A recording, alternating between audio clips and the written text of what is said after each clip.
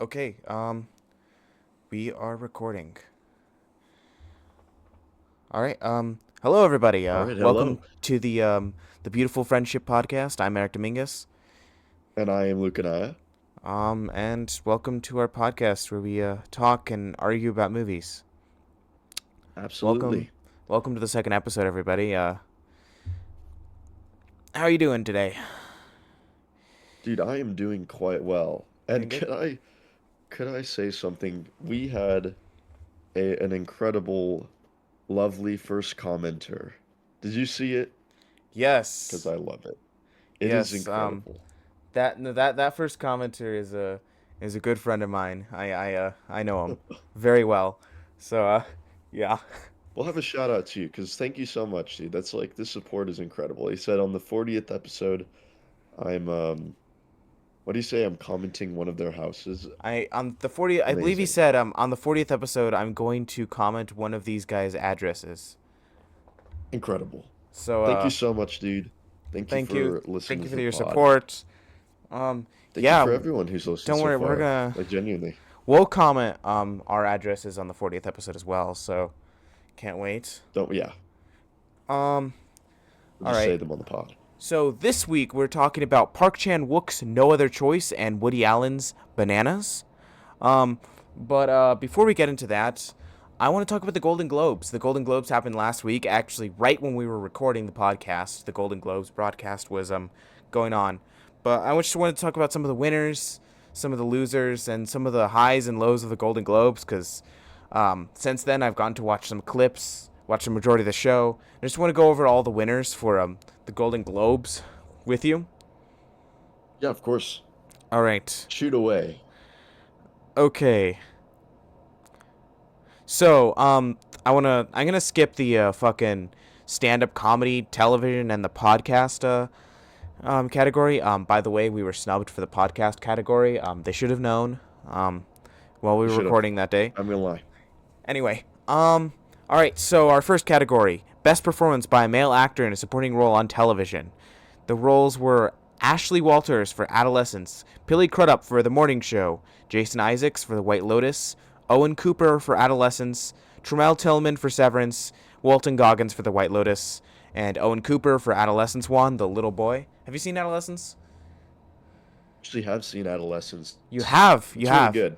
Yeah, Yeah. I'm not even joking. I've I seen it. wasn't I wasn't expecting you to have I seen it because I haven't seen it. It's been on my watch list. I know it really? was a whole. Yeah, no, I you know it was should. a big thing when it came out, but I when it came Yeah, out, it I was just it didn't was have the pretty time to watch big. it. So, yeah, the little I know it's like a little incel show, so the little incel kid won the award. Did he deserve it? I mean, I've seen clips. He looks cool. I mean, I've seen Yeah, more. no, I think I I've seen think more he did a clips good of. job. I've seen more clips of how it's shot. It's very technically impressive. So, but yeah, the Yeah. kid seems cool. No, I was impressed. I was impressed. He's a little ass kid and yeah, it is basically a show about incels. Yeah. And the study of it. I think it was very interesting. I enjoyed it a lot. Um, there's a lot of like there's a lot of stuff in it because it is just one shot per episode, Yeah. Yeah. and the It's episodes are actually quite long. It's a yeah. mini series, so Um. there's some moments where it's just like they're just in a car, and it's just that whole car ride, and it's just silent, and I love it. I think it's very effective. That's I enjoyed cool. it. As an avid Severance lover, I am kind of disappointed that Tremel Tillman from Severance didn't get it. You haven't seen Severance, have you? I don't think you I have. actually haven't seen Severance, so No, no, no, no. no. So Tremel Tillman is wonderful in it. He's incredible in both the first and second season, but I think especially in the second season, he's really kicking into high gear. And there's a few specific scenes which I will not mention, but I think for the Severance lovers in the audience, they'll know because they're pretty obvious standout moments for him.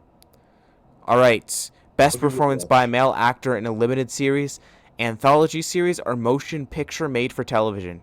We have Charlie Hunnam for Monster, the Ed Gein story, Jacob Elordi for The Narrow Road to the Deep North, Jude Law for Black Rabbit, Matthew Rise for The Beast in Me, Paul Giamatti for Black Mirror, and Stephen Graham for Adolescence. Another Adolescence win, you know. What do you think about Stephen Graham winning in Adolescence? Um, hold on. I need to see his face. I th- oh, yeah, he played the dad. Yes, I believe I think he so. did a I good mean, I don't job. know. Um, Yeah, he again, did. Yeah, he I played the I dad. have not seen any of the shows, and actually, no, I've seen Black Mirror. Yeah, the Apology of Mighty Black Mirror episode is pretty good this season, but I don't know. I don't think it was like anything incredible. It was very good. He gave a very good performance, but um, yeah, I don't know. I've not seen Adolescence, so we will see. All right, next. All right, best performance by a female actor in a supporting role on television. We have Amy Lou Wood for The White Lotus, Carrie Coon for The White Lotus, Catherine O'Hara for The Studio, um, Aaron Doherty for Adolescence, Hannah Einbinder for Hacks, and Parker Posey for The White Lotus. I've not seen The White Lotus. I really need to get on that one as well. Another Adolescence win for Aaron Doherty. Uh, Again, you got to tell me your feelings on this one. I'm so sorry. Did you say the winner? Yes, Aaron Doherty, winner for Adolescence. Aaron Dor. Wow, Adolescence swept. At least the TV section, it looked like. We'll talk about the film that swept the movie section in a second. Yeah, yeah, okay. Um, sure, yeah. I feel like, mm, sure. This one's going to be a little bit odd, but best performance by a male actor in television series, musical, or comedy. Adam Brody for Nobody Wants This, Glenn Powell for Chad Powers, Jeremy Allen White for The Bear, Martin Short for Only Murders in the Building, Steve Martin for Only Murders in the Building, and the winner, Seth Rogen for The Studio. Um, that was pretty cool. I don't know. I've seen The Studio. I actually, yeah. I don't Honestly, think. bro. I mean, I don't know. It's all Okay, right. here's my thing. Here's my thing, Eric. The thing is, like, I don't know. I feel like half of those shows listed aren't like funny. You know what I'm talking about? Like the Oh, studio is just like a comedy. Now a this. musical is like is Yeah, that like it's more musical or dramatic? or comedy. Right. So the Golden Globes have different. This is something I can respect about the Golden Globes is that they have different sections for different winners. So they have the musical or comedy award, and then they have the dramatic award, and those are different sets of nominees and a different winner for each one. Although it's just getting weird because there's a lot of like, look, I think there's something weird about the Academy doing just one best picture of the year and just doing one category with all these great movies. I feel like it's slightly unfair to some of these other ones, but the Golden Globes is like very regularly off on what is fits into what category, and also with some of the best art, it's almost hard to tell what is what category and what's specifically fits into what genre. A lot of them are a mesh of a bunch of different types of art, so that's interesting. Hmm. Honestly, well, I really like some of the nominees, but I enjoyed the studio. I enjoyed the studio quite a bit. I thought it was I funny. And it's not like I'm not disappointed in this one, but I mean the Bear's great. Hacks is really good. Um, I haven't I seen Nobody Wants This, I have not either. and I've only seen the first two seasons of Only Murders in the Building, so I've not seen the yeah, latest I was just one. about to say I haven't either. Did Um, you like it? I do. I just Yeah, I thought it haven't was gotten to good. everything, I but I like did the like the two seasons that I saw. reads. Um, Yeah. I have seen the latest season of The Bear, and I've seen the latest season of the season of Studio, and I don't know, man. Like as good as the Studio is, that's not a show where what instantly jumps out of the screen to me is the performances. Obviously, there's some great and really funny performances from pretty much everyone in the cast. I mean, it's a very talented cast, but that's not the specific thing that's like super obvious to me about that show when I first watch it. I think it's much more talented in its writing and construction rather than its acting, even though it Yeah, you know is what? filled with a That's bunch of that's talented actually actors. that's actually super fair because one of the main thing I like about the studio is, it's just it's got a good look to it, they use a lot of one shots and it's very technical, but Seth Rogen's acting in it is kind of just like it's kind of just like one of three things. It's either he's like yelling like, "Dude, what are we gonna do? We gotta get out of this situation," or he's like, you know, I don't know, he's being like, do you know what I'm saying? Like, Yes. I can understand that. I Um, feel like I don't know. who got nominated for Only Murders in the Building again? It was both of Was them. it Martin the Short and Steve both Martin of them? both got nominated. Yes. See, I feel like just in their performances, they just are funnier because they can deliver the lines like just in a clever way, and they Yeah, bounce off each other. I I feel mean, like either one of those they're are also really Steve good. Martin and Martin Short, They're like legends, yeah. two of like the biggest comedic talents of our lifetime. But yeah. Next Yeah, that's is fair. That or next Hacks, bro. I don't know. Next is best performance by a female actor in a limited anthology series or motion picture made for television. We have Amanda Seyfried for Long Bright River.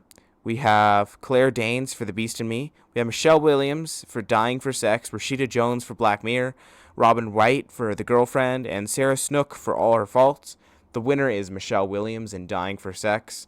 Not really a TV guy. I've only seen the latest Black Mirror season. Rashida Jones is all right in it. So, I don't know. Maybe Michelle Williams Yeah, deserved it, but I think we can move on since we don't know much about this category at all. yeah, I don't. Then another one is next one is best performance by a female actor in television series, musical or comedy. We have Ao Debris for The Bear, Jean Smart for Hacks, Jenna Ortega for Wednesday, Kristen Bell for Nobody Wants This, Natasha Lyonne for Poker Face, and Selena Gomez for Only Murders in the Building. And the winner is Jean Smart for Hacks. Okay, I can see that. I have not seen Hacks. I have seen The Bear. Ao Debris always great in it. I've seen the first season I of really, Wednesday. It's good, but it's I nothing really like enjoy, too special for me. I really, really enjoy Hacks. I've seen Like, a I've seen only a couple episodes of Poker Face. I really do want to get more into it, but it's you good. should. It's good from Yeah, like the 3 episodes I've seen, but I have not seen most of it, so I can't really judge that performance. And from the 2 seasons of Only Murders I've seen, again I haven't seen the latest. Selena Gomez is good. All right. yeah, she's good. So, best performance by a male actor in a television series drama. Adam Scott for Severance, Diego Luna for Andor, Gary Oldman for Slow Horses, Mark Ruffalo for Task, Noah Weil for The Pit, and Sterling Brown for Paradise.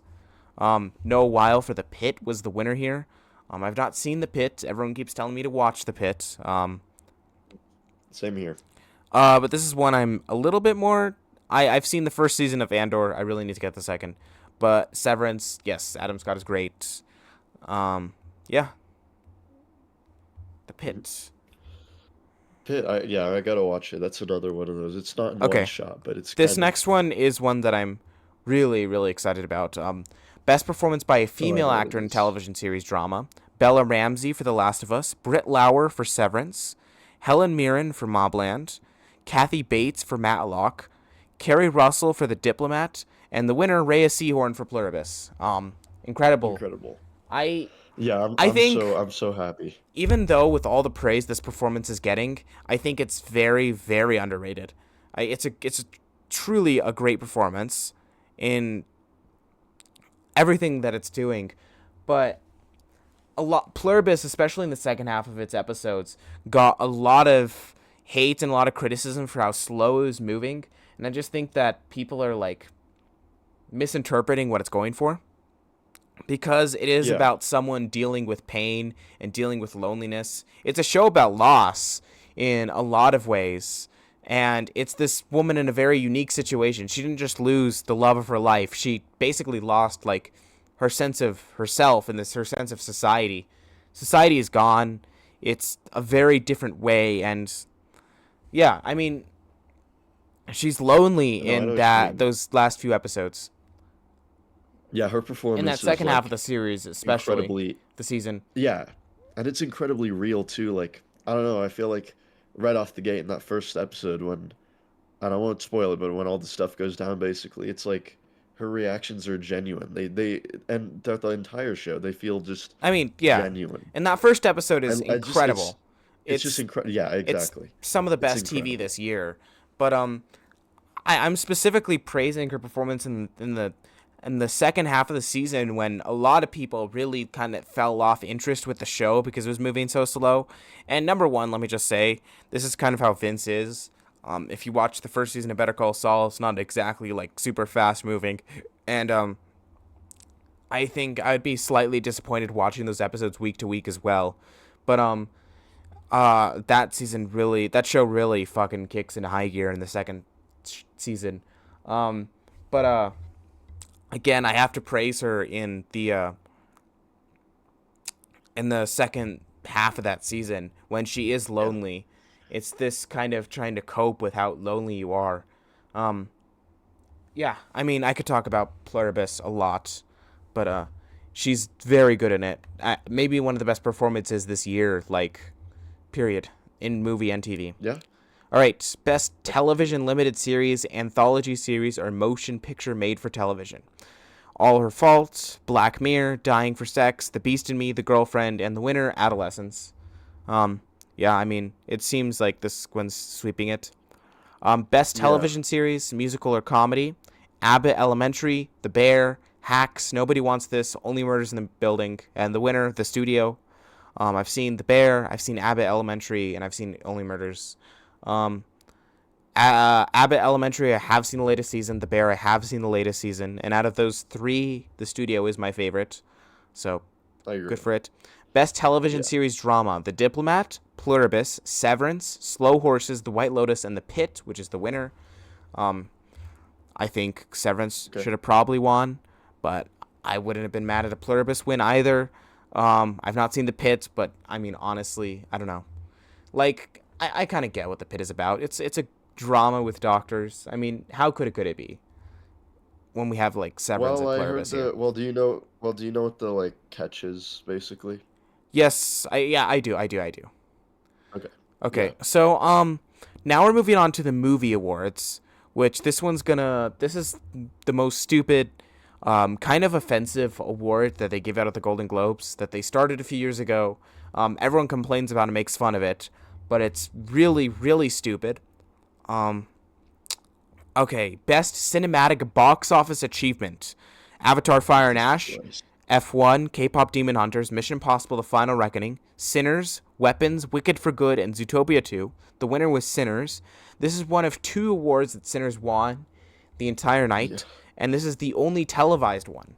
Um, Listen to this. I mean, number one, fuck you, Golden Globes, for what I'm about to say, but the Golden Globes did not televise the award for best score of the year. They did televise cinematic box office achievement. They cited Slap in the as face. they wanted to cut down the time of the broadcast. And I don't know, I haven't seen the full 3 hour broadcast, but I've seen the highlights. I mean, they could have fucking cut down some of the jokes and humor from host Nikki Glazer. They could have also not televised the Cinematic Box Office Achievement Award, the one that no one cares about and everyone makes fun of, to televise the Score Award, which, again, I'm glad that Ludwig Göransson for Sinners won that one. I mean, this is the best score of the year in Sinners. But come on, cinematic box office achievements. I don't know. I mean, It's ridiculous. I don't even no, think that's like. it is a ridiculous award. Yeah, and it's just like.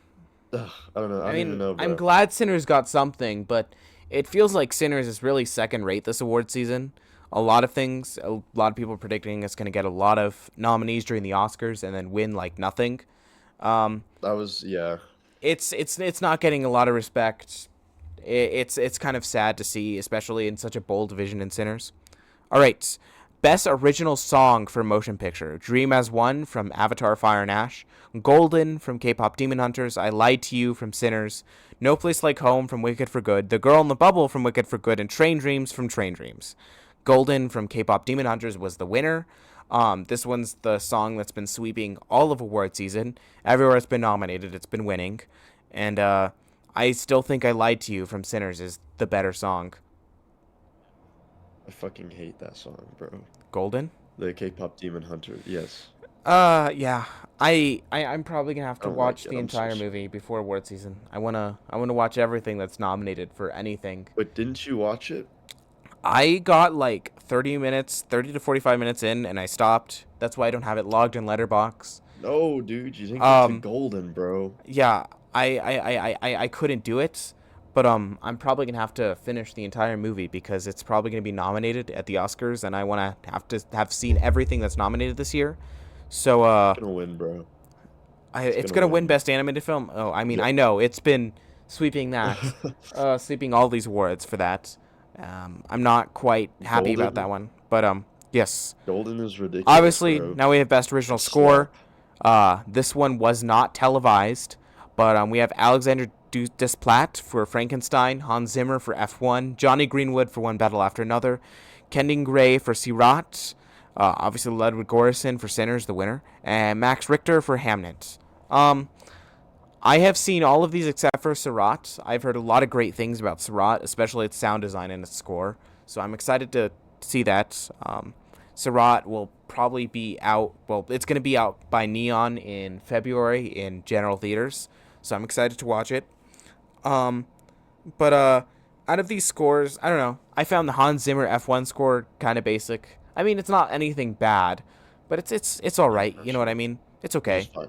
Yeah, it's It's been fine. mid. I feel the same thing about Max Richter's score for Hamnet. I mean, there's better things that I like about Hamnet. The score is just all right. It's not anything that really impressed me, and it's not the first thing I thought about praising that film after I watched it. Alexander Desplat's score for Frankenstein has its ups and downs. There's some really beautiful compositions in that score, and there's also some very just basic ones. So it's a very up and down Yeah. score. I have, you know, I don't know. Yeah, I noticed it. Yeah, I feel like yeah, Sinners is the obvious choice there, Yes, I mean, and then One Battle and After then they Another is cut to also commercial break. an incredible score. It is. Yeah, it Um, was. Wasn't that the who did that? Johnny Was Greenwood, it a the member of guitarist of Radiohead? Radiohead. Yes, it was the guitarist of Okay, Radiohead, yeah. who has worked It with has Paul a very Thomas unique Anderson, sound. who's worked with Paul Thomas Anderson on multiple scores, notably The Master and There Will Be Blood. Out of all of Johnny Greenwood's scores for Paul Thomas Anderson, The Master is my favorite of his. It's the most interesting. It worked with sound and blend sound the most interesting. It's also for a very interesting movie. Yeah, no, I think that Master score is great, and it's my favorite that Johnny Greenwood has done for Paul Thomas Anderson. I'm not sure if Johnny Greenwood did I've the literally score for never heard of it. Licorice Pizza. You've never heard of the Master? Licorice Pizza. Literally. Oh no, I mean The I've score. heard of it, Yeah, but yeah. I I mean, haven't heard no, of you need to anybody check talk out. You about need it. to check out the Master. It's pretty great. All I think I right, will. But yeah, One Battle After Another is good. I feel like all was right. a So, best screenplay for a motion picture. The nominees are Hamnet, It Was Just an Accident, Sentimental Value, One Battle After Another, Marty Supreme, and Sinners. The winner is One Battle After Another. Um, Pretty much all okay. around great screenplays. It Was Just an Accident has a wonderful screenplay. Sentimental Value has a wonderful screenplay. Marty Supreme, we talked about it last week, how great that screenplay is. Sinners, it's probably just the most creative movie this year. So it's, yeah. But I think One Battle After Another is probably the clear best screenplay out of all of these. Again, Hamnet. Yeah. I don't want to fucking keep taking down Hamnet. But that Hamnet screenplay is also not the best part about Hamnet. I'm sorry. Um, I don't know. There's a few other things that I feel could have been nominated here. It doesn't say adapted or original, so I'm thinking that it's just in general. There's a few other screenplays that I like more this year. Richard Linklater's Blue Moon screenplay is fantastic. It's phenomenal. It's my favorite screenplay this year. Um, Eve Victor's Sorry Baby screenplay was also incredible. So I think those could have been nominated. But at least over Hamnet. Best Director of a Motion At Picture. least. Chloe Zhao for Hamnet, Guillermo del Toro for Frankenstein, Jafar Pahini for It Was Just an Accident, Joachim Trier for Sentimental Value, Paul Thomas Anderson for One Battle After Another, Ryan Coogler for Sinners. Um, Off the bat, again, I don't want to fucking keep taking down Hamnet, but I just didn't connect with it that much. Chloe Zhao should be replaced with Josh Safdie for Marty Supreme, but I still think PTA should get the win. I'm fucking pumped about PTA getting this win. What do you think? No, I loved it. I mean, I think it's great because he's really I mean obviously he was a quite like respected director, a very respected director. And this is just piling more and more and This more, is and this is now his he's first and now really he's like getting huge awards praise. yeah, I don't think he's really won a lot of these awards in the past. It's like he's like notorious for that. So I'm glad this is like he's kind of getting his accolades for this. I'm like exactly. very confident he's gonna get the Oscar for Best Director, and I'm gonna be very happy about that. I mean, he 100% deserves it. He directed the fuck out of One Battle After Another.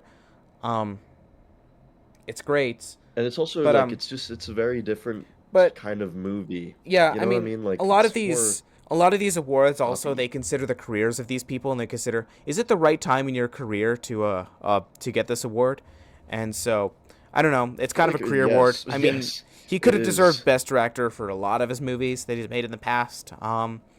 So I'm excited, and I'm And really like glad that he he's got. made so much. Yeah, He's literally made like some of the greatest movies. Like you yeah. know what I'm saying? Oh yeah, no, Like no. There Will Be Blood, Punch Drunk Love, All right. um, or The Master's good, but Best performance by a male actor in a supporting role in any motion picture. Adam Sandler for Jay Kelly, Benicio del Toro for One Battle After Another, Jacob Elordi for Frankenstein, Paul Mescal for Hamnet, Sean Penn for One Battle After Another, Stellan Skarsgård for Sentimental Value. All of these are great. They're all incredible roles. Again, I'm fucking gonna fucking take down Hamnet. Hamnet might be my op. But Paul Mescal was just alright in this insane. in Hamnet. I mean, I don't think it was anything terrible, but out of the performances in that, Jacoby Jupe, who plays his son in that movie, was phenomenal. And we're gonna see her later, but his wife, played by Jessie Buckley, is also phenomenal. Those are like the two standouts of that film. Paul Mescal, he's great in it. He's just not on the level of all of these other performances. There's a few other supporting roles that I can name this year that are great, but Stellan Skarsgård for Sentimental Value is the winner. Uh, the supporting actor role for awards season is really weird. Um, for months, everyone thought it was guaranteed to Sean Penn for One Battle After Another. Now it's not looking like that. It looks like Stellan Skarsgård might be the winner at the Oscars, and this win at Golden Globes truly did show that. I don't mind it. Yeah, If you've seen the speech that Skarsgård gave, it's probably my favorite speech from the night. It's wonderful. Talks about how much cinema means to movies him. deserve to be seen in a Yes. cinema. Yeah, I Um, like that one. Stellan Skarsgård Yeah, I haven't is seen the movie yet though, but I yes. really need to No, watch it. I I I heard think it's I one think of the best before Oscars we need of to this get you year, to see at least last year. all the Best Picture nominees. Yeah. Um, it's incredible. Sentimental Value is one of God. the only films this year that I've given a 10 out of 10. So yeah, although I think my favorite supporting role is undoubtedly Sean Penn in One Battle After Another.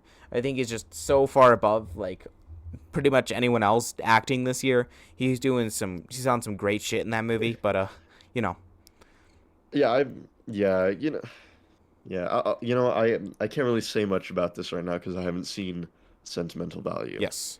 So I'll just wait. Best performance by a female actor in a supporting role: Amy Madigan for Weapons, Ariana Grande for Wicked for Good, Elle Fanning for Sentimental Value, Emily Blunt for The Smashing Machine, Igna Ib's daughter Ilianis for Sentimental Value. I hope I pronounced that correctly, and Tiana Taylor for One Battle After Another, who's the winner. I mean, again, Tiana Taylor's incredible in Nice. this. Yeah. My pick for this and the Oscars is Igna Ip's daughter Ilianis for Sentimental Value. She's off the wall, phenomenal in that film. But everyone here is great. I thought Emily Blunt was probably the best performance from The Smashing Machine. Elle Fanning is great in Sentimental Value, but I think everyone else is like running circles around her performance wise, even though she's not bad. Ariana Grande in Wicked for Good. I mean, she's good. It's like it's not a great movie by any means, but she's just like kind of serviceable. Amy Madigan in Weapons, she's great. Somehow this is the way Weapons is sneaking its way into award season, and I'm glad that at least like more different At movies are least. getting awarded.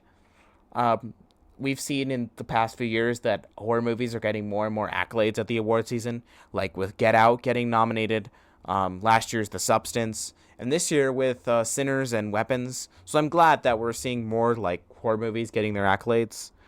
We just Yeah. need to see more sci-fi getting its accolades, but first we need to see Did people making did sci-fi. wait.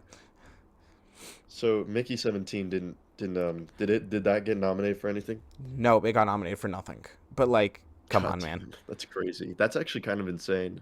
No, I Cause mean, it's like it's a good movie, but I mean, you didn't I've like it. seen I liked it a lot. I have it at a 4 on Letterboxd, but I've seen everything that's nominated, and everything is Just like everything else is pretty better, much you know. yeah, like a lot better. I understand that. That's Okay. fair. Best performance by a male Um, actor in a motion picture, musical, or comedy. Ethan Hawke for Blue Moon, George Clooney for Jay Kelly, Jesse Plemons for Begonia, Lee Byung-hun for No Other Choice, Leonardo DiCaprio for One Battle After Another, and Timothy Chalamet for Marty Supreme. Timothy Chalamet was the winner this year.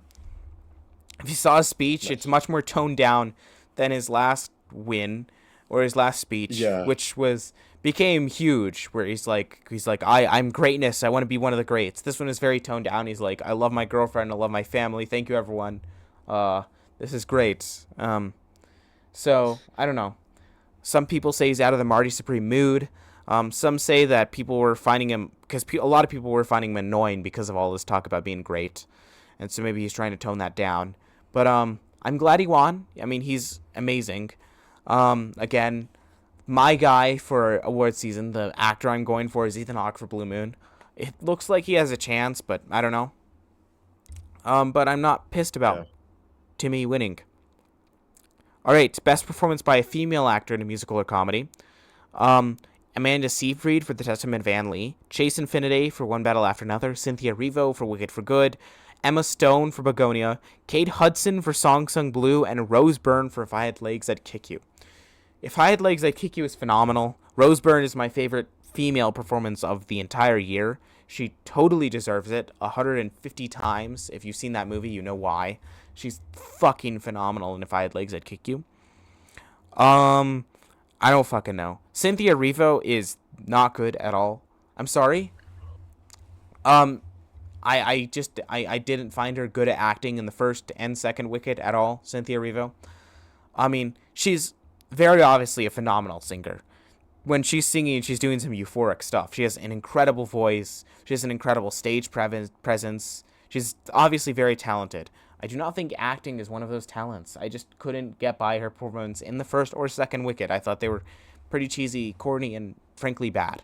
I don't know what you think about that. I like the first Wicked a lot. As you see, I actually gave it a 4 on Letterboxd. I don't know. I like the vibes and I like the tone of it. I didn't mind her performance. I think it being cheesy kind of adds to it because it's like, it's Oz, you know. It's kind of, but I do think that Ariana Grande surprisingly does like laps around Cynthia Oh, yeah, Erivo no. in this movie, Ariana but in Grande, this, yeah, it's kind of that was shocking to I see, think in but both, Ariana I Grande don't is think the that her standout in acting was both bad at films. all. Ariana Grande is so It wasn't like bothering me I at think all. Like especially in the like first any one. time. I mean, I think especially in the The second first one one. bothered me. In the first one, especially, I think Ariana Grande is so charming and so funny as her character, who I forget the name of now. But it's so fun. It slightly invoked the feeling of seeing the stage play live, but still not really. Anyway, Kate Hudson is okay in Song Sung Blue. She's probably the best part about that movie. I've not seen Testament of Anne Lee. Chase Infinity is incredible. Emma Stone is great. I kind of wish that we saw. I still need to see Begonia. I kind of wish we saw Jennifer Lawrence for Die My Love accoladed to all this award season. That movie's very controversial. Some people love it. Some people hate it. I think, despite What what is you that think, the Jennifer Lawrence is doing incredible work in Die My Love. So is I that the is that the Ethan movie or no? no, that's Oh not no, from the I'm thinking of the complete wrong fucking thing. yeah. Oh, that's the That's her okay. and Robert Pattinson. Yeah, She's I see it now. phenomenal in Die My Love. I wish she got more award accolades for that, but what can you do? Okay, Nothing. next section. This is the one battle sweep that we're about to see. Um, all right. Oh, best performance by a male actor in a motion picture drama: Dwayne Johnson for The Smashing Machine, Jeremy Allen White for Springsteen, Deliver Me Nowhere, Joel Edgerton for Train Dreams, Michael B. Jordan for Sinners, Oscar Isaac for Frankenstein, and Wagner Moura for The Secret Agent. Out of all of these, Wagner Moura is like the obvious winner, at least in my heart. again, you could see the musical or comedy and drama uh, categories getting kind of weird here because the musical or comedies were, only kind of comedies for some of those. Uh, Yeah, but I understand. Wagner Moura is incredible. He has a chance at the Oscar, which I would not mind. I think I might like him more than Timmy, like performance wise. You've not seen The Secret Yeah, Agent. I highly I haven't recommend The seen it. Is Secret that Agent. it's the Brazilian crime? Yes, it is. Okay, It's a Brazilian. It's the Brazilian film this year. Um, all right. Oscar Where's it Isaac. on? Actually, yeah, I can just look it up. I think it's buy or I'll watch it rent. though. I think it's buy or rent right now. Okay. Um, Oscar Isaac is he's all right in Frankenstein. He's not the standard of that movie. I think his performance gets slightly annoying at points, but it's not anything terrible. Michael B. Jordan's phenomenal in Sinners. I think he's my second favorite out of this category. Joel Edgerton is great in Train Dreams, but I don't think he's like phenomenal to the levels of Michael B. Jordan or Wagner Moura. Jeremy Allen White is good in Springsteen Deliver Me Nowhere. That movie's bad, but he's the only good part about it. And Dwayne Johnson's good in The Smashing Machine, but there's better parts about The Smashing Machine, and there's better performances this year. All right, best performance by a female actor in motion picture drama. Tessa Thompson for Hedda. Renee Rensby for Sentimental Value. Julia Roberts for After the Hunt. Jessie Buckley for Hamnet. Oh, Jennifer Lawrence did get nominated for a Golden Globe.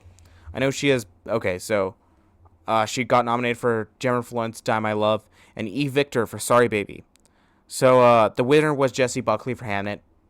She's the best part about that film. She's phenomenal in it. I'm not that mad. I've loved Jessie Buckley a lot ever since I saw I'm Thinking of Ending Things, which she is also great in, and I think she's giving a better performance in that movie than she is in Hamnet. But all of these are great. Jennifer Lawrence will probably be my pick out of all of these, but standouts here are Renee Rensby for Sentimental Value. She was great. E. Victor was incredible in Sorry Baby. I've not seen Hedda. Julia Roberts was good in After the Hunt, but that movie was bad. So, you know, I'm positive about Jessie Buckley being the Hamnet win. Yeah, All right. I haven't seen it, so Yes. Yeah. not much Best I can say. Best Motion Picture, non-English language. It was just an accident. No Other Choice, Sentimental Value, Sarat, The Secret Agent, and The Voice of Hinrajab. I have seen all of these except for Sarat and Voice of Hinrajab. I really want to see both of those. Sarat, I'm gonna see the Neon release in February. I don't know if I'm gonna be able to see Voice of Hinrajab. Based on its subject matter, much like No Other Land, it may have a hard time finding distribution, but I'll seek it out. Secret Agent was the winner. Secret Agent's phenomenal, I will say. But No Other Choice is my favorite film this year, which we're going to talk about in a bit. But I kind of wish No Other Choice got it. But just about any of these, I wouldn't be pissed. This is one of the first years in the award season where, like, the non-English language pictures are so good that even they're finding their way into like the best picture categories. I mean, there's always some great shit in all the non-English stuff every single year, but there's some undeniable like classics this time. All right, best motion picture animated: Arco, Demon Slayer. I am not gonna try to Jesus pronounce Christ. that. Elio, K-pop Demon Hunters, Little Amelie, or The Character of Rain, and Zootopia 2. I have only seen Elio out of all of these, and K-pop Demon Hunters won. Kind of pissed about that one. Okay. I don't know. I liked Honestly, Elio. well, hold on, I hold didn't on, think it was hold great, on. but You're pissed off about.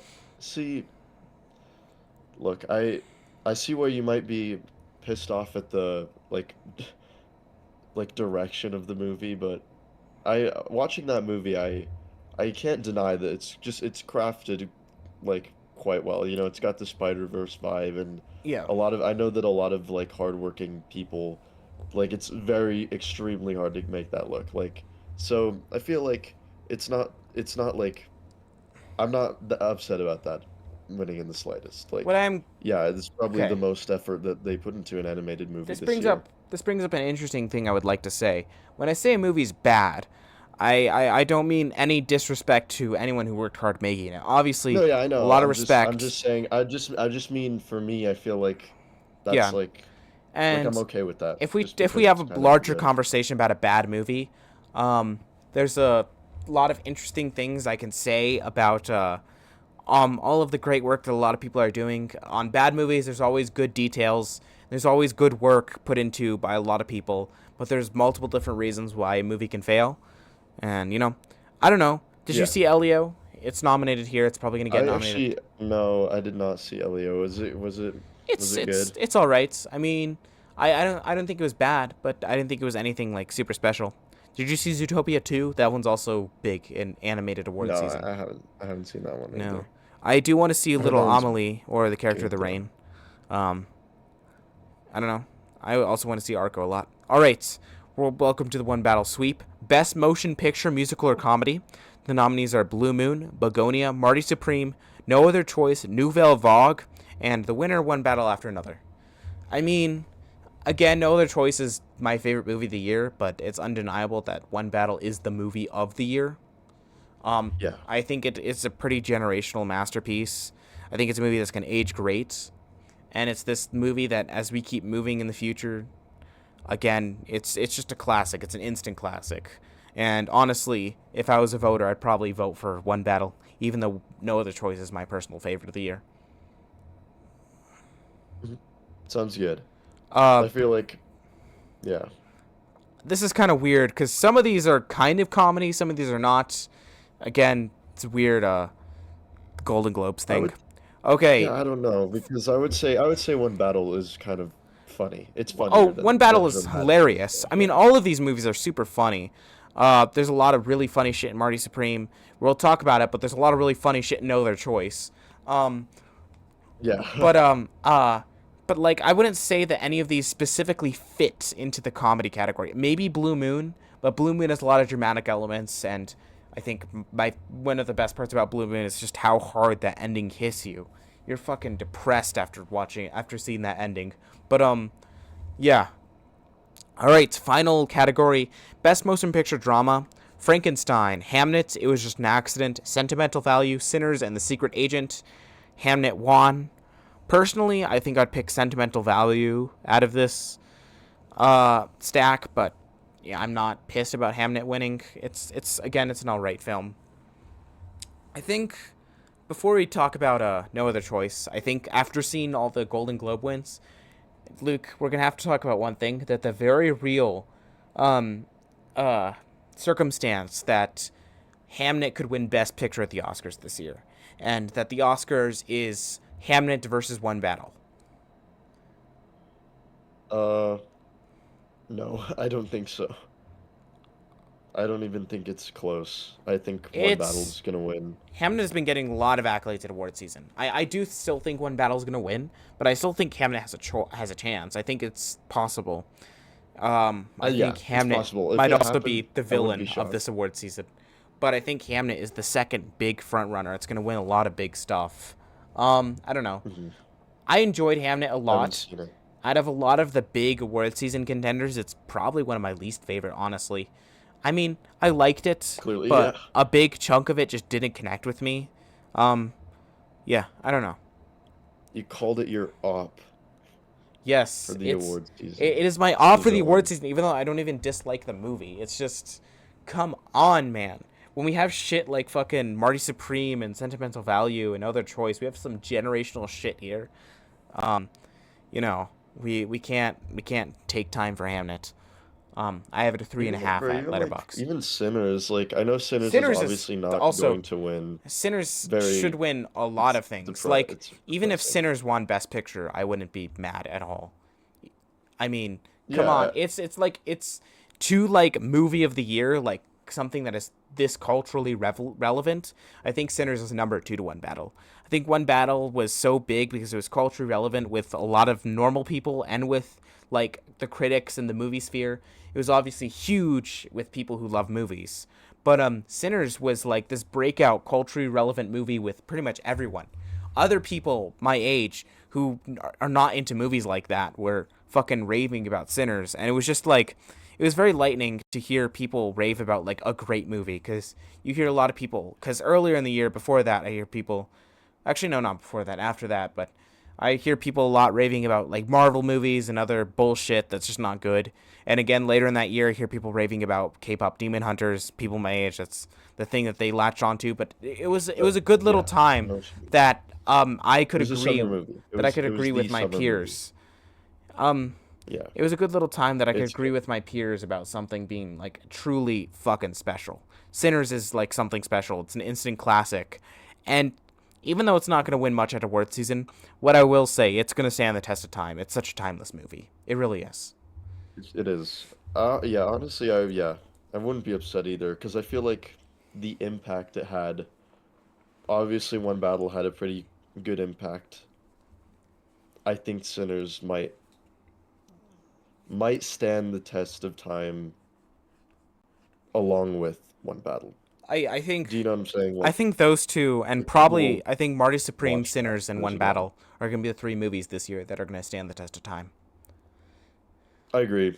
They're just kind of iconic in nature, so They're already it iconic. makes sense. Those three movies, they're already Right. iconic. All right. I think we should switch the conversation talking about Park Chan-wook's No Other Choice. I'm gonna let you start Here we go. off. Um, All right, no other choice. No wh- spoilers, no other choice. yes. All What right. did you think about So, No Other Choice? I love this dude. I love this movie. It was fucking incredible. Um, I love the way it was shot and and composed and directed. Obviously, I am a fan of the direction in this movie. Um, I love the performances. I think the performances are really good. I think it's really fucking funny. If you're into sort of a dark kind of social commentary, uh, you would like this movie. For example, I know that this movie kind of reminded me a lot of another movie that I saw recently, Please don't say Parasite. just because huh? Please don't say Parasite. It's such a, it's such a I'm gonna very say Parasite. basic, yeah, it's such a I'm basic saying comparison. Parasite, bro. Okay. Bro, I don't know what you want me to do. It's a Korean social commentary that has like elements of comedy. It's Yeah. like very comparable, and both directors are like Anyway. very, very good. All right. No Other Choice by Park Chan-wook. After being fired from his job at a paper factory, a man devises a plan, a unique plan to secure a new job, eliminate his competition. This is based off a 1997 American novel called The Axe by Donald Westlake, uh, which is interesting. Park Chan-wook is a fan of this book, uh, and I believe it had a previous American adaptation, but this is like a more true adaptation from what I understand. Um, yeah. So, Luke, have you seen any other Park Chan-wook films? Have you seen Old Boy? Yeah, You have I seen. have seen Old Boy. That Okay. one's a Yes. classic, obviously. Yeah. I mean, Old Boy is Park Chan-wook's most iconic film. It's hailed as kind of his best. Um, but have you seen any other besides Old Boy or just Old Boy? Let me see. Could you list a few? Have you seen List a Have few. you seen Decision to Leave? Have you seen The Handmaiden? Uh, No, I literally just think I've seen Old Boy. okay. Uh, yeah, Old Boy's part of like the Vengeance trilogy, but yeah. All right, so Park Chan Wook, fucking incredible. He's one of my personal favorite directors. He's doing a lot of generational stuff, especially in recent years. If you've seen his last film, Decision to Leave, a lot like this, but he's doing a lot of stuff in relation to style and to especially technicality. He's really pushing the limits of what filmmaking is, specifically filming and editing. He's so meticulous with it. It's seems like he has just every single little moment planned out from the very beginning.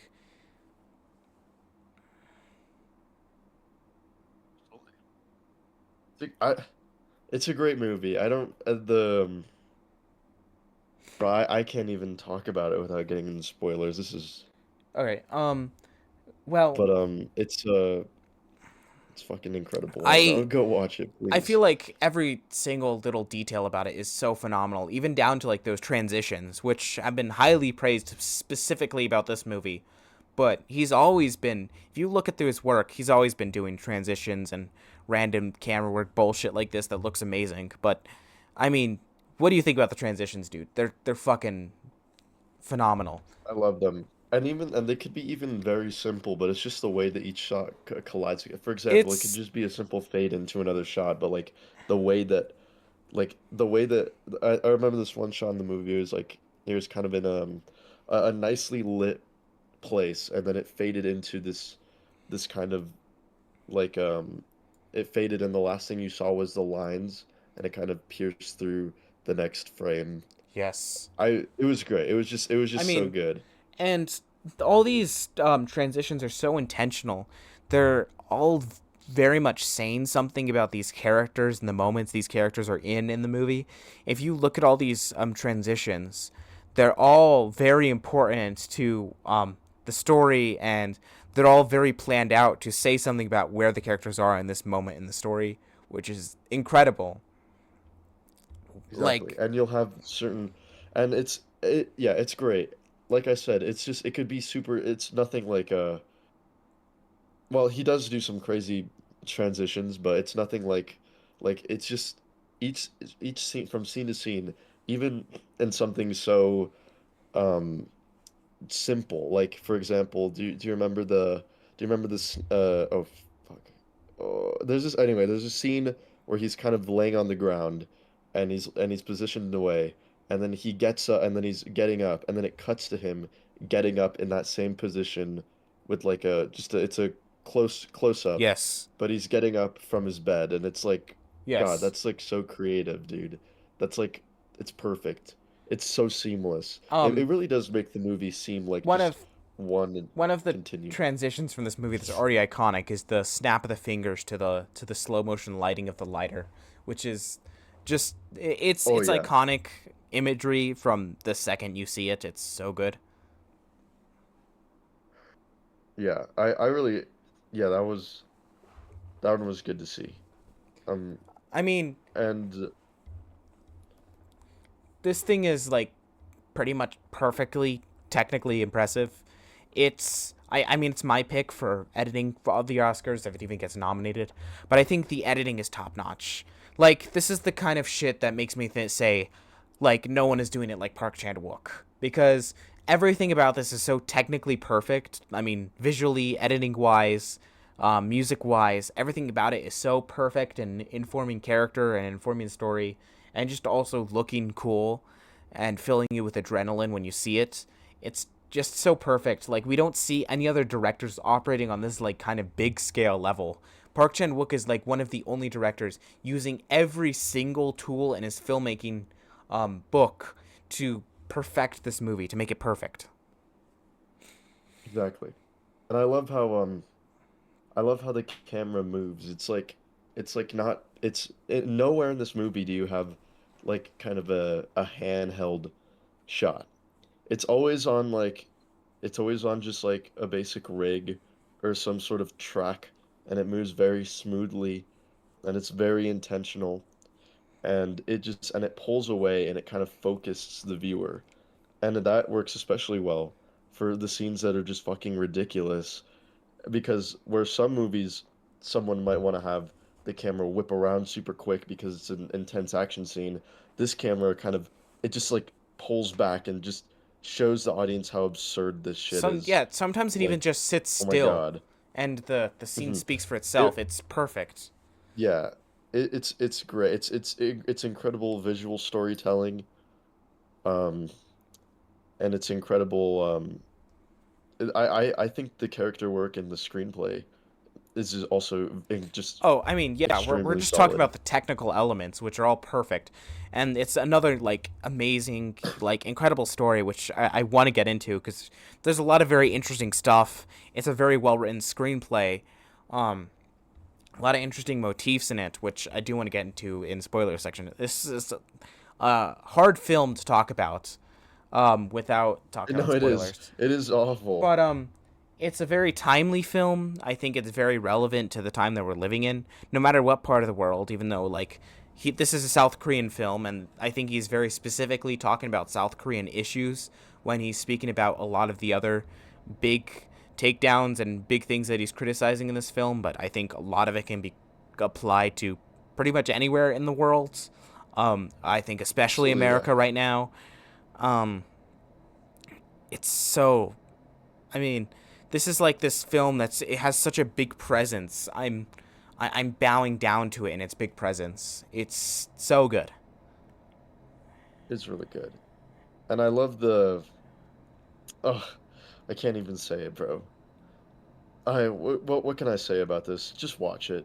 Just It's watch it and great watch it cast for your too. own. It's Everyone fucking is incredible. incredible. The Yeah, uh the lead absolutely. actor is Lee Byung Hyun, who most people might remember from Squid Game. He's the same lead. Yes. Uh he's phenomenal in this film. Doing some phenomenal shit. Uh ooh. Yeah, it's hard. There's a lot of non-spoiler stuff I want to get into. I mean spoiler stuff do I want to get into. Do you have any non-spoiler thoughts, or should we do like an early uh jump to spoilers? Honestly, I just want to get right into it. I'm not even gonna lie, Okay. it would be a Okay, I mean, disservice just to keep beating around the bush I over here. think I okay. Before we get into spoilers, everyone, please watch this film. It's phenomenal. It's one of the best films of the year. It's my personal favorite. I'm sure Luke will say it's one of the best films of the year. All right. It is. What do you rate this? I give this a 10 out of 10. Just before we go to spoilers. I'm giving it I'm gonna give it a 9 out of 10. 9 out of 10. Yeah. All right. All right. Okay. All right. Spoilers. Are you ready? Yes. All right. Luke, Here we go. you can start us off with some spoiler thoughts. What do you think? All right, About we're in anything. spoilers. Anything. And Mention. anything, okay. I love how he kills or like the ways that he goes about killing his victims. And I know that sounds like brutal, but I mean in half of these okay, so I believe he kills three people in this Yes. movie. Yes, he does. Well, I mean, And one of them well, technically not the yeah, one of you can the only other person kills, right? yeah, Is the the wife, which girl, yeah, so which that was yeah. That was one of my favorites just because that was like incredibly absurd. That's what I was talking about when the camera movement is very yes. stationary. I love Yeah. that shot of him running down the hill with her chasing him and he's getting in his car. It's fucking I great. mean, It's it's speaking of tense. that, It's I mean, we weird. spoke about this last time, but out of like the 2025 movie catalog, especially with these male protagonist characters, there's this like again this like kind of loof like absurd sensibility to a lot of these people. A lot of these people are like very much loofish and doofus and kind of idiotic in a lot of ways, and we see that in again Begonia. We see that very much in One Battle, and we talked about how we saw a version of that in Marty Supreme. But this is a more like traditional version of that in this main character. I believe is named Ms. Sun or Min Sun. Mansu. That's the name of the main character of our protagonist here, Mansu. Uh, we very much see that kind of loof and absurdist sensibility to our main character. You know, he's just kind of stumbling around through everything that he's doing in this film, uh, in a very comedic way, very like Peter Sellers, Detective Clouseau esque, but in a much more grounded way, much less taken aback way. What do you think about that? I agree. I agree. It's very and I don't know. I feel like there's only one like good idea. I feel like there's he just I don't know. I feel like no other choice, like the title, is kind of is a little bit sarcastic Oh, I mean, because of course. the way he goes in killing these people is so fucking like, why would you why would you do that? Like, do you know what I'm saying? Like the final victim where he do you know when he like he basically gets the man to he gets the gets him gets him drunk again and he's like a recovering alcoholic. Yes.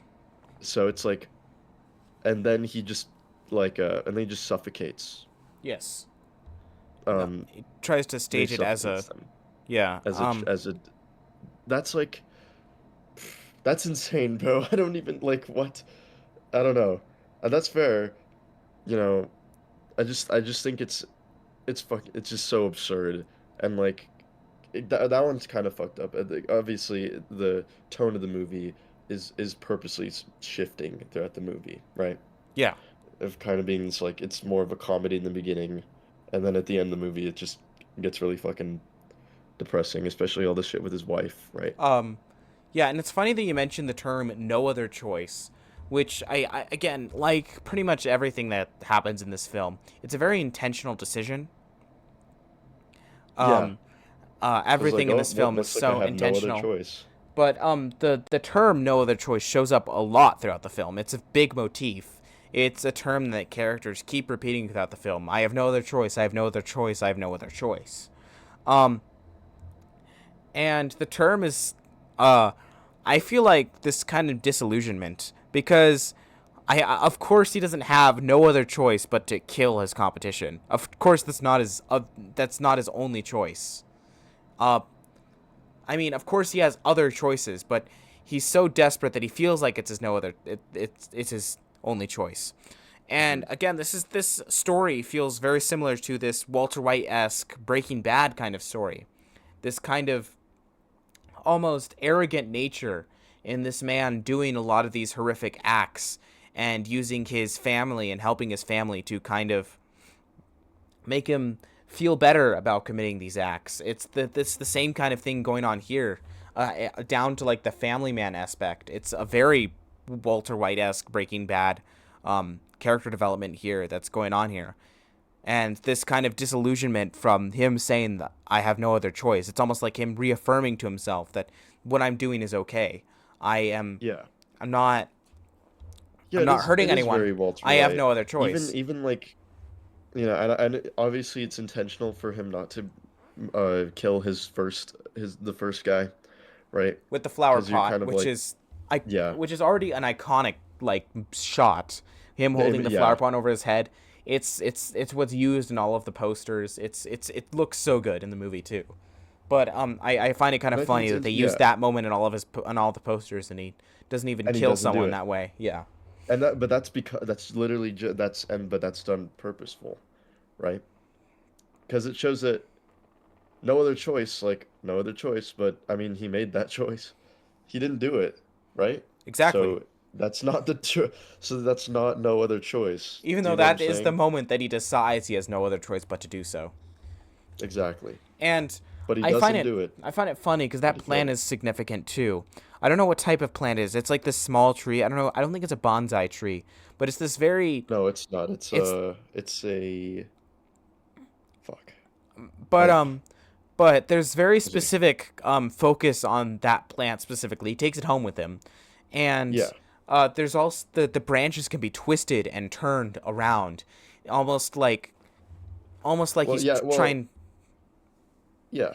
Well, I believe he attaches wire to it because he wants it Yes, to grow in a different yes, direction, yes. and that could be symbolic of his character because he's really trying to get his life back. Yes, He's really trying to get these guys to go he's in different he's a directions. man very much grappling with his fate and trying to control his fate.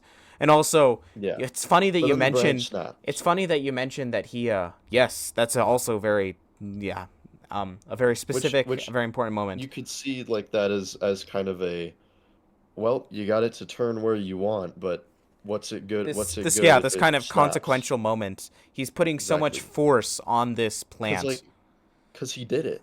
Yes. Like that in the end of the movie, he fucking did it. He got his It's job. He's the only one there, but like he did it, you know? it's But at what cost, It's right? also The funny cost of that his you family. mentioned the wire on the branches of the plant because there's one moment in this movie, I think you know what I'm talking about, where he where how he buries a body is he wires the body up Yes. very He close he in the tries to same dismember. in this yeah, he tries to dismember the body. He cannot do it. And Yeah, to and kind of compress so the he body, just he wires it up in the same way that he wires the plant. It's a very creepy, it's a very grotesque scene, but it's great imagery as well. yeah, I just love the green hue being from his from his from his plant house Yes. during that during that part. He Yeah, the imagery is extremely it's it like a turkey, you know what I'm it's saying? an It's very incredibly it's freaky like scene. god damn. He's folding the man up, and that's one other thing about this movie and about Park Chan-wook specifically is you can always count on him because you know he always has the balls to just kind of go there. Yeah. I mean, It's just so insane. It's just like it's ridiculous. I enjoyed it so much. I was having a good time. um, And and then the final victim, I like how it wasn't like because right for the second guy, he kind of just shoots him right off the side of the road. Kind of very typical, you know, nothing too special. What's there's special is what he also does with the in body, the second and guy that's symbolic.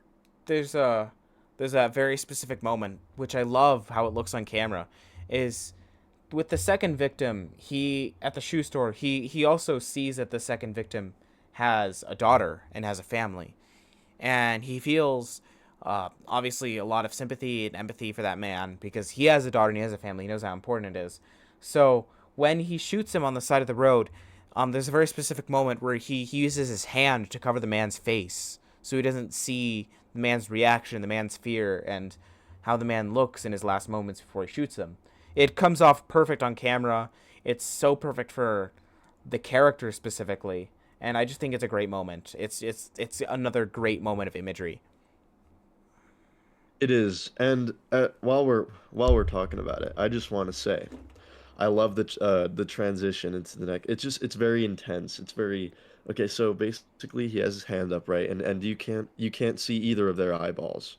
You just see the kind of like their nose right between their thumb and their index, and then he gets away, and then he just shoots him, and he falls down, and then he falls down, and then when he falls down, it just cuts to like this angle where half of the screen is covered by this rock, and he's just dragging him to his trunk, Yes. and it's like an instant cut, and that's just like it's perfect.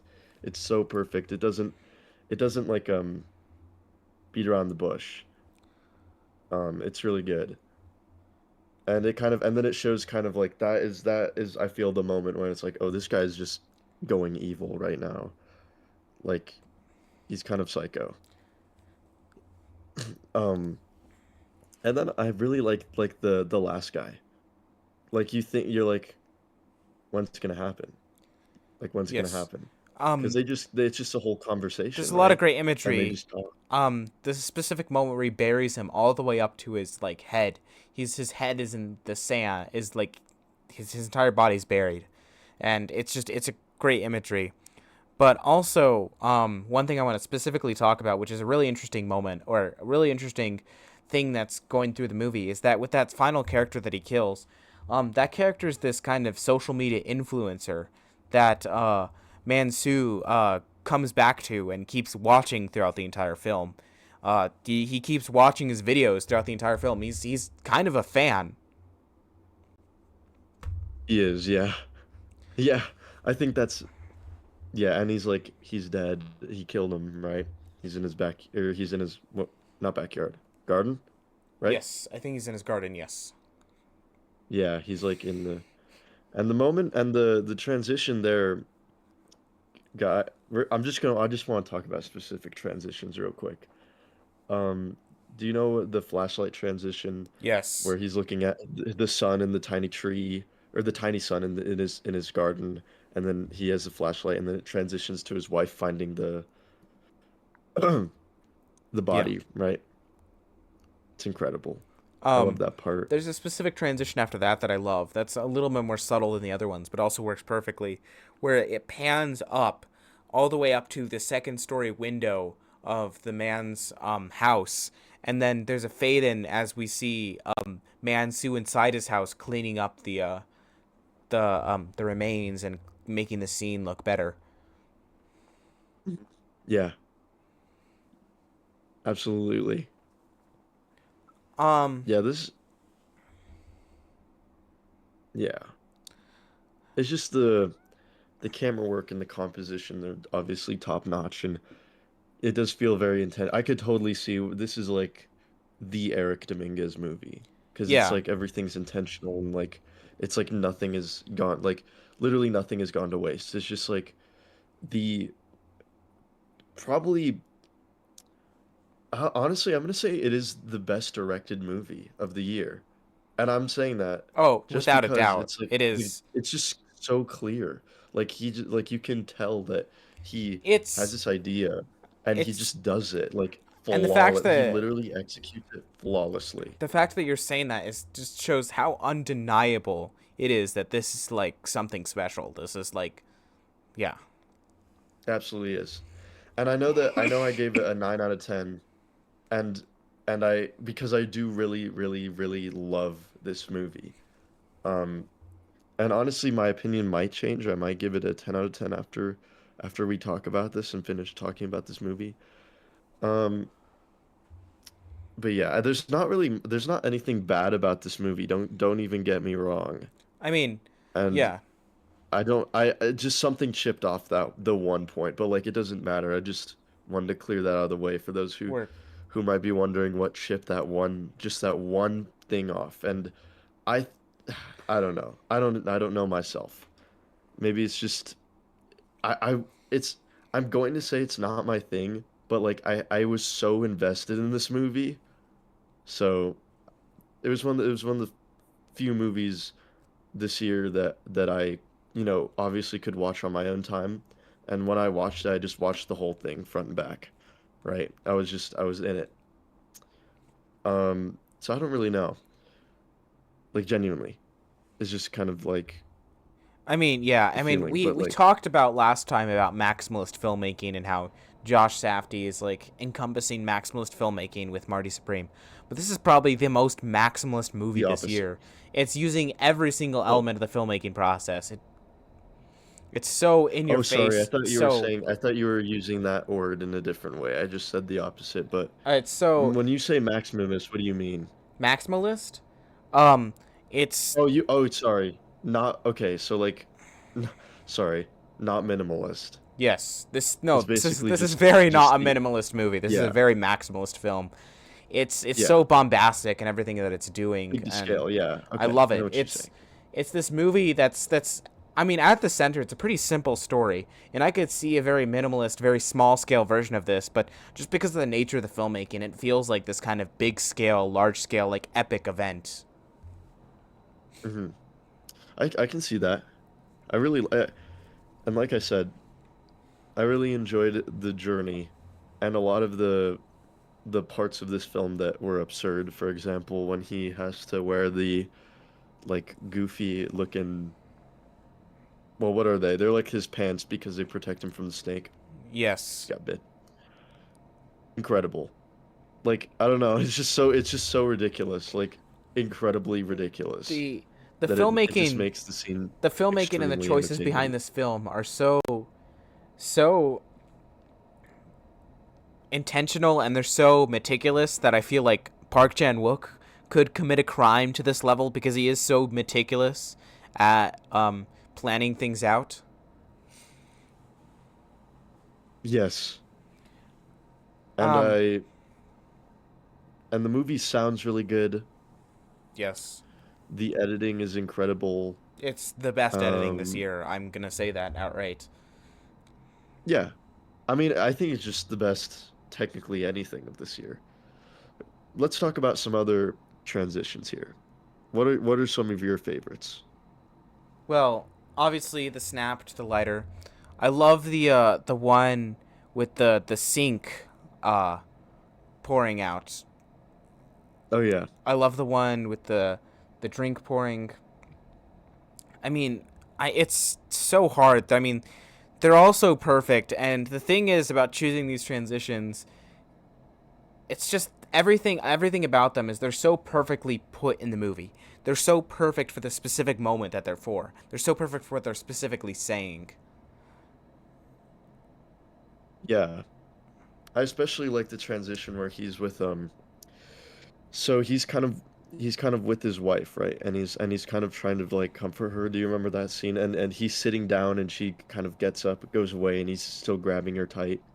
and he Yes, has the this kind of look on his face where, he's like, please give me just 1 minute, just a minute of hugging, hmm like he doesn't right at the beginning of the film in the opening scene.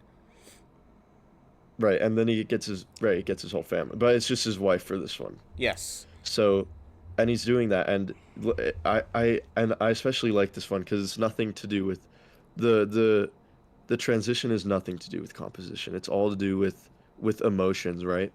So you can see in his face, it's kind of this very specific emotion. He's kind of just like he's smiling, but he knows, he knows it's over. He knows what he did. There's no except it's going back, not. right? Except it's not over. He that's in a lot of these like crime. I wouldn't call this a crime movie, but in a lot of these movies where No, these I know characters are what you're saying. committing, It's supposed to be like they it's don't a get what they thriller. want, but they It's a he thriller. absolutely does. Yeah, but in a lot of these movies, when these characters commit big crimes, there's the big moment where they're caught, and there's that moment Yeah, he where never gets caught. Yeah. they have to face their responsibilities for their actions. And in this one, he doesn't. It's almost like that is the moment for this movie. He's almost ready. He's ready to be caught, but he's not. He never is. And I think that's so perfect for the messaging of this movie. It's obviously this takedown of capitalism and the effects of it, but it's almost like this idea that this man has to commit all of these horrible acts to assimilate himself into the capitalistic system, to become this like to to support capitalism, he must, like, as an initiation, must commit these horrible acts. And in the end, I mean, he kind of gets what he wants, but he doesn't have any job security. Yeah. Obviously, the whole paper company is run by AI. He tries to bring his paper stick with him, his lucky one, the one that we see him using, throughout the movie. This paper In the stick that's so previous, yeah. important to him, but and he can't use it But it anymore. doesn't do anything. It doesn't Yeah, do anything he because kind of beats it. they already have robots to do that. He's the only Yeah. one in this factory. He just has to look over the AI that's working on this. I mean, obviously, there's a lot of scare about in our modern world about AI taking over jobs and when AI's place in modern society. And there's a lot of talk about that. And I feel like the specific choice to use AI is so relevant. Also, I want to say one funny thing. Someone pointed out, before I continue with what I'm saying, someone pointed out Yeah. in the credits of this film, there is someone credited as AI artist. And it's not because they used AI art to generate this film. There's no generated AI made in this film. But it was the artist of the person who designed what the AI robots look like at the end. It's kind of an unfortunately named credit. Damn. That is an unfortunate name credit. I think AI artist. that's kind of funny. But and Also, I like how the final, like when the credits roll, it's about like it's the machine just cutting the down the trees. trees. That's Yes. yeah, But uh insane. and in that specific moment, that's stock footage. They didn't take that themselves. And I read that Park Chan-Wook asked his CGI artists to take the man out of that stock footage, because originally in that stock footage you could see someone driving the the machine that Oh, is cutting down all those the green trees. machine, yeah. Yes.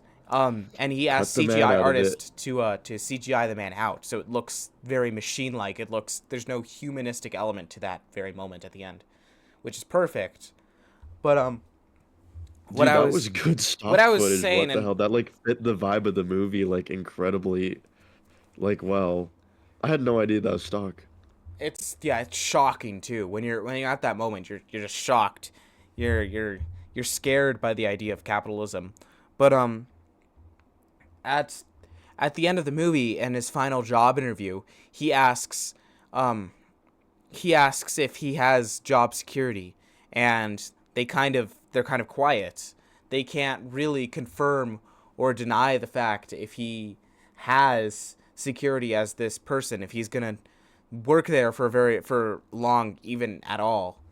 Um, which is interesting because Right. for how hard he worked and how much he's done, he more likely than not he's gonna end up again back in the same situation of poverty that he ended up in the first place. And then he'll have no other choice. Of course. I mean, Damn good movie. there's a couple things that I would like to talk about, specifics about this movie that I found super interesting. We talked about the plant, but I want to talk about the sun. There's a lot of moments in this movie where the sun's in his face and he needs to block the sun from his face. It's a big motif. It keeps coming up in the movie as well. And I love the interesting part in the juxtaposition in the opening of the movie, the opening part when he's hugging his family. He's kind of bathing in the sun. He's closing his eyes He and he's looks, hugging yeah, his he looks family, and they're all directly up. bathing in the majesty of the sunlight. The sunlight is almost like godlike. It's almost spiritual in that moment. They're bathing in it. The sun is like touching their skin. But throughout the movie, especially in the first job interview, he's trying to find an angle where the sun is blocking, where he's not looking at the sun, and the man is blocking the face, casting a shadow across it, blocking the sun. Which is it's a funny Hmm. moment when you originally look at it, but this kind of thing keeps coming up. He has conversations with his son Well, and other characters where he's trying to find an angle where the sun will be blocked out of his face. I almost feel like it's yeah, this like man. in the first interview. Yes. Um, I almost like the idea that, like we talked about the no other choice motif earlier in the film.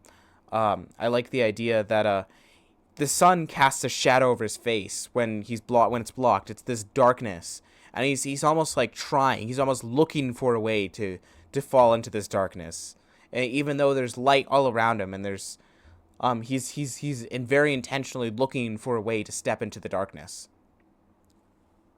Yeah. I that yeah, that's a I never even noticed that. And also, well, I noticed that, but I didn't. But that's well put that way.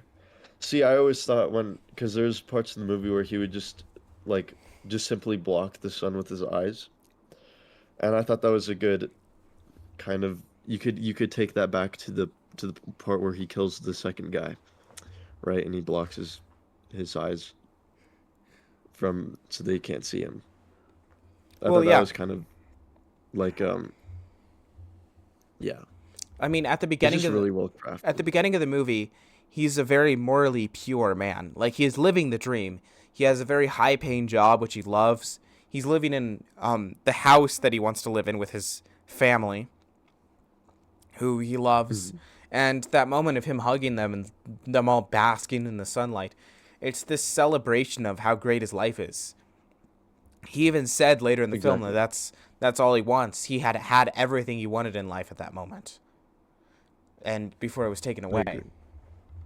And so it's weird to see the juxtaposition at the beginning of the film. This man who's morally pure and has everything that he wants, to at the end of the film, it's this very morally impure man who's been ruined by this kind of idea of capitalism being put through poverty and the darkness that he's put himself through, all by his own choice. He had many other choices, but to not kill people, but he went through the choice, but to commit these horrific acts, and he kind of ended himself up in a place that's much worse than what he would have been if he would have stayed in poverty, honestly, because Mhm. um his wife is very Because now disconnected from what is he him. gonna do? Yeah, Yeah. I mean And see, at that's what I that was talking about. Like he still, I guess, has his family, but not the same at all. Like in the and obviously this is kind of well, this is even this could be extremely basic, but like it's exceptionally done quite well here, where it's like, yeah, you can compare the beginning where it's like they're in the sun and they're like as a family, they're having a good time or whatever, and at the end of the movie it's very cloudy and gloomy, and I mean they're still doing their thing, right? But it's just like he could never like be the same after doing this stuff, which is like, yeah, that's what murdering does, I guess, will do to you. But, he just tells himself that he had no other choice. Also, real quick, I think, what was your favorite shot of the movie? Because oh man, I like the one where he's running down, but I also have another, I think like, honestly, shot that I um, fucking I love. mean, there's a lot. I love the plant pot. It's instantly iconic. It's just so nice to look at. I might set that as my desktop wallpaper, but the other one that I love is the at the end, the AI shot when he's walking through, and and he's in the factory and he's surrounded by all these robots. It's so emblematic of what the film means and everything about the film. It's just a perfect shot. I mean, there's so many that I could name, but those two are the ones that really jump out to me as like being my favorites. Of course. I think a shot that might come to mind that I really enjoyed is it's when he kills it's when he kills is the man on the highway and he drives off and the camera's positioned where there's a tree trunk and it's just like kind of the middle of the tree and that's in the middle of the frame and on the left of the frame is like the ocean and it has like this green hue Oh to it yes, oh and then yes. on the right of the frame is uh is the road and the road is like kind of red and gray and the car and he just drives off. I just love that shit so Yeah, much. I mean, again, there's this big juxtaposition between this kind of stuff, between like life and corporate living and capitalism and what you have to sacrifice to have this kind of stuff. And again, I mean, Yeah. talking about his family connection. I mean, at the beginning of this And film, he's dancing with his wife. You can truly tell that he loves this woman. Like there's a lot of love there. They're very lovely scenes to look at because they're so in love. And at the end, they couldn't be more disconnected. Like exactly. it's Like when he and that's just what I'm saying like when there's an emotional transit it's more of an emotional like character transition to the next scene where he's hugging his wife and he kind of has this like smile on his face. And it's not like an insincere smile or anything like that, but it's kind of just like I don't know. It's not fake, but like he's putting it on kind of just to like get his, you know, I to assure his wife that I it's see fine. Do you know what I'm saying? I And then see it cuts as to him yes. at the interview and he's putting on another persona where he's Yeah. like chuckling with with the employers and all that. I think it's perfect I because see it's like yeah, he's kind of and just like, I'm not saying you know the what I mean? character yeah, I'm not saying the character doesn't face any consequences. I feel like he faces probably the worst consequences this specific character can face. I mean, at the beginning of the film, again, we talked about how he has the perfect life. I mean, he loves his life. He has everything that he would ever want in life. But I think specifically at that last moment where he's asking his wife just to give him 1 minute of hugging him, um, and she's really reluctant to do so. He's the fact that that's such a depressing scene to look at, and that he's so desperate in that scene is that he's slowly realizing at that point that that perfect life that he so loved at the beginning of the movie, that's gone. He's never gonna have that again. It's gone. He's gone way too far that life is lost. He's never going to have a chance at having that perfect life again. Yeah, it's like it's awful. It's like the regret is seeping through. It's it's insane. Well, he was so arrogant throughout the entire movie. He was killing these people, and he was so arrogant, thinking that he could have that perfect life by doing so. He was so excited in a way that he was gonna get the job done, so he could get back to that. But slowly realizing that that's the thing that's gonna stop him from having this life ever again. He's never gonna have that chance again. Hmm. It's really good. It's just it's really I don't know. It's like it's very powerful. Like this is some powerful storytelling because watching it even on base level is like it's just done effectively well, like extremely well. Like you can understand, like you can Yes, get it. I mean Fuck. I'm definitely gonna It, buy the Blu-ray at the 4K disc of this. I need to watch this again. But another motif I want to talk about is ladybugs or just bugs in general. Um, in conversations throughout the film, bugs are mentioned a lot, especially in one of the uh, early scenes where we see one of the people that he's gonna end up killing, this kind of like drunk slob, and his wife yells at him, calling him a bug. But throughout these scenes, when he's walking through the forest and he's spying on people, We see bugs on the bushes, ladybugs on the bushes around him. There's a lot of specific shots, close-up shots of ladybugs, and there's a lot of talk about bugs throughout the film. What do you like interpret the bugs mean? Because they're obviously very important, and there's obviously like attention to detail and a specific attention on bugs in general, and specifically Yeah. ladybugs. Well, the first time I noticed the ladybugs, they were eating the plant. It was like this, it was this close up of a plant, and they were eating the plant. And then I believe that's when he was in the forest stalking the drunken man and he went on a picnic with his wife. And I could see that as kind of, the bugs are kind of possibly like maybe like not, I don't know. Actually, I don't really know. What do Yeah, you think? I mean, again, I'm not quite sure on this one either. This is one of the much more subtler things that Park Chan-wook is doing. But what I will say is that specifically ladybugs, they kind of symbolize luck. That's like the thing that they're known for. And Right. he's almost like the super unlucky man throughout the entire movie. I mean, but I think it's this kind of idea of controlling fate that he's trying to do as well, which I don't know. Hmm. I mean, I know That's fair. I could see ladybugs that. mean luck, and what I was thinking is, bugs kind of like work in this army. They're kind of like these worker bees specifically, but like other bugs do this as well. Like kind of like this like capitalistic environment, which these people are like worker bees. Yeah. I don't know if ladybugs are worker bees though, because they don't like work together for a No, common goal. They kind no, of just I don't do think their own so. thing. But other bugs do that, and I think But that not ladybugs, so I feel no. like maybe that's fair. Like each ladybug is trying to eat part of the leaf.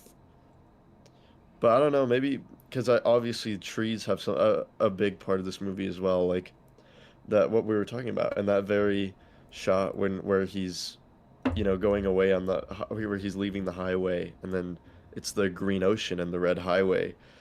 Separating that is a tree, Yes. which, obviously that's very important because that's what his job is, cutting. Well, he doesn't cut the trees down, but making paper, Yes. And right? I want So to possibly the ladybugs I can want to be. specifically talk about papermaking. He and a lot of other characters in the movie specifically describe papermaking as an art form. They're they're kind of obsessed with this idea of making paper. They they love it so much, and he really specifically wants to get back into the paper industry because he considers it his art form. Yeah, and then it gets taken away by Yes, machinery. and it's I see. Yeah, and it's very. Yeah. from what I've read, paper and him specifically working at a paper company is something that's all the way back to the original novel, The Axe. Um, so paper and is like a very key part to this story, and I know why. I mean, especially that novel was written before technology came out, but paper is kind of this binding thing between everything. Paper is used in everything. It's used in money. It's used in statements. It's used in bills. It's used in eviction notices. It's also used in all the great things in life. It's used in like a marriage license. It's used in job applications. I mean, everything is controlled by paper. Everything is made up of paper. It's this like binding force between everything. Yeah. Also, I find it interesting because, like, look, you're making paper, and obviously, paper could be used for many different things, but one thing paper usually is never really used for is for, like, okay, specifically leaning on the topic of artificial intelligence. Like, you technically probably could have artificial intelligence, like, physically write something on a piece of paper, but usually paper is used for like, human beings because that just why would you want to do that, with artificial intelligence? Like they're making paper for for the people basically, right? Yes. So it's kind of like it's just literally it's the one thing that kind of can be for people, right? So if you make that using AI and you have no one back to it. I mean his character is there, right? He's kind of there just to make sure everything's running, I believe.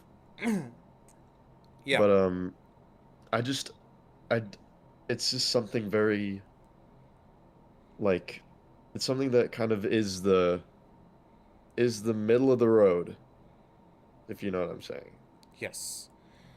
Much I like how the think tree the other is. thing specific about paper is that about the ad that's put in the newspaper, um, or is it I think it's a newspaper, not a magazine, but for the job that he looks at, um, the ad specifically talks about the importance of paper and the importance of sending in a paper application. Right. And yeah, I guess yeah, paper is used a lot in the I mean paper is the whole kind of the whole reason for this there's that shot where she hands him the what is it what does she hand him? Is it bills or it's like when she's talking about that they'll have to move away from this house and kind of rent it for now, right? Yeah.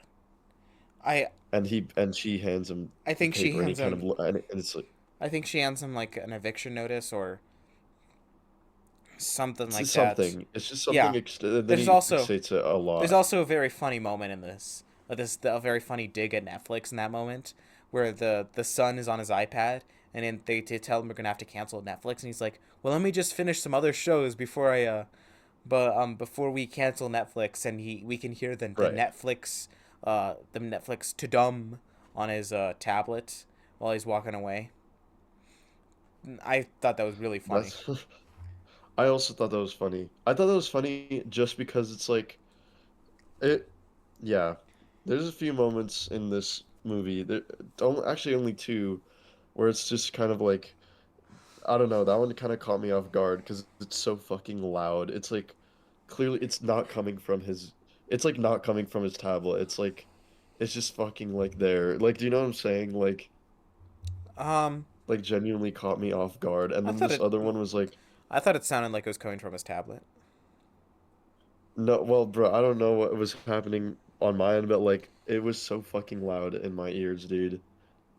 I was like, Jesus Christ. And so yeah, I did think that was fucking hilarious. There's also another moment where they use like this fucking stock ass like fart sound on this one character, Okay, yes, that yes. I drunk guy, and I specifically was remember like that. I was like, When what they the introduced fuck? when they introduced the drunk guy and he's farting, they use a stock fart sound. I actually do think that that is not intentional. I think that that is a mistake. But Really? I the I would say, I mean, honestly, I don't think it's like it might be intentional. I don't know. I don't know. It's the kind of thing that I don't know how intentional it could be. But maybe it is. Maybe Park Chan-wook means something by the farts of that character. But it very caught me off guard. I laughed when I heard that because It reminded me of The Sopranos. the fart, yes, yes, the fart didn't sound like it was yeah, it didn't sound like it was in that environment or in that space and it was a very stock fart sound that you hear all the time. I've heard that I fart know. sound millions of times. See, that's what I was doing. That's how I felt. Like it wasn't I like when the Netflix sound effect came on because it didn't sound like it was coming from his tablet because he was already on the other side of the room and it was just like glaring. It's like gotta watch Netflix and then the Netflix logo and then the Netflix sound effect came on. I don't know. I thought that was very funny. I thought both those were very funny. But yes. But but for the most part the sound design is really good. I love the rustles in the brush, and of course this the snap to the lighter sounds Yes. incredible. That's Oh my another reason god. why that transition works so well. Such a euphoric Because transition. it doesn't yeah, like she doesn't they don't cut from the snap directly to it. She snaps and then and then it immediately goes. Like there's room. Like I don't know. It's just done it incredibly well. And Um, then I love it when the gunshots sound crisp. Like yes. Oh, like they sound really crisp. specifically of guns, towards the end of the movie, there's an incredible moment where there's a camera rig strapped to a tablet and they're looking at guns and they're handing the tablet around. It's just such a Oh yes, mind-boggling okay, yeah. shot. The and probably the most mind-boggling part about it is that that camera rig had to be held by like maybe a couple people because it was so heavy. I don't think that there was the tablet and could support that camera rig, and how smooth the them handing the tablet to the other person is, how smooth that feels. It doesn't feel like someone else is holding it and walking with it while they're handing it. It's such a smooth way to hand the tablet over. And also, there's no reflection on the tablet. I know that's CGI, but it's even though it's CGI, it's such magic. That's such a magic moment. Yeah. Yeah, I agree. I really love it whenever they attach something to it and it's like a POV of an item, you know. Yeah. I believe there's a similar shot in the Train Dreams that you were raving on about, Yes, when and they're that was the tree cutting down the shot. tree. Yes. Yeah. I love shots like that. It reminds me of like obviously one of the most iconic POV shots is of like an item is the shovel in Breaking Bad, where they Yes. attach the camera to the shovel and then Jesse digs up a hole. I just love it. I don't think that the reflections on the devices, like I don't know, they didn't like bother me too much. Well, no, They I'm didn't really saying, bother me at all, no, I'm honestly. not I don't saying really that know it you bothered me. like. I'm saying it's so magical that the fact that the people holding the camera, that they were able to use CGI to cut out the reflections. Oh, it's you. it's Oh, it's okay. something that you're expecting to see based on how logistically that shot is done in real life. But it's so magical, even though you kind of know how they did it specifically in that moment. It's so magical, um, that shot in that moment, and they're able to. They would have to. Whew, maybe the tablet was fully blue screen, but the swiping on it looks so Possibly. realistic, and they'd have to create the tablet interface and CGI. Well, they had to CGI on the reflection of the person swiping as well. It would. I don't know, man. I don't know how that was done. I would love to see a I think behind the I scenes think of it how might that be a specific moment was done. I think it might be a blue screen Yeah. because earlier in the movie when they're on their phones it was a blue screen and they just had different and they were like um when they were doing the FaceTime or whatever Yes. and then and then he was looking at the company's um like little ad.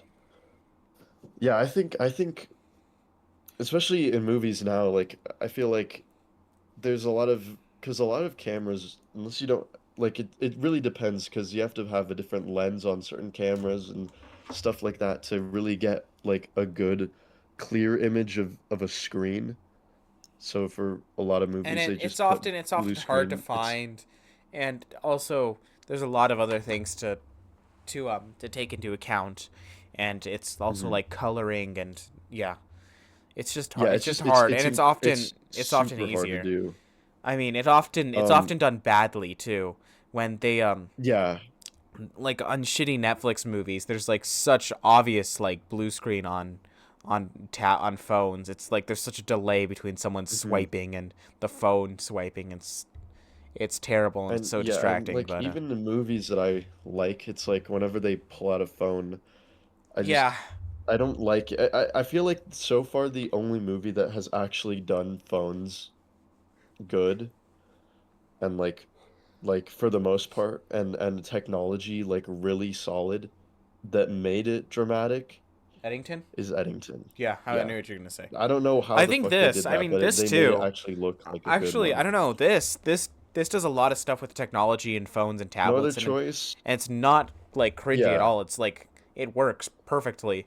And he FaceTimes his wife a lot in the movie, and it's not distracting at all. You're really in it. I was it wasn't distracting. It was neat. Um, yeah, especially the tablet shot was very good. Yeah, I think the parts with when he's on the phone is good. Especially when there's a part when the camera kind of zooms in and you can see kind of the must. Like obviously they use the cameras to film that, but they must have added some like must to it. You know what I'm saying? Yeah. Like some pixelated grain, I guess. Yeah. I don't know. I think it was good. Um, It didn't distract me. One other section of the film I want to speak about is the daughter, specifically her Oh character yeah, in general. with the cello, right? There's Or is that yes, a cello or is that yes, an it is a upright cello. bass? Yeah, I believe it is Okay. cello. There's a Yeah. beautiful moment at the end where she's playing the cello. It's very close to the end.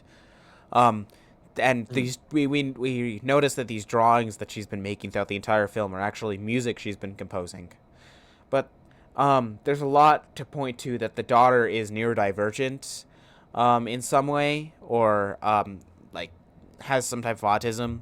I'm not sure, but she's very quiet. She only speaks in really like repeating what other people say, and there's a lot of moments in the film where like loud sounds really do freak her out, so she's covering her ears, and Mhm.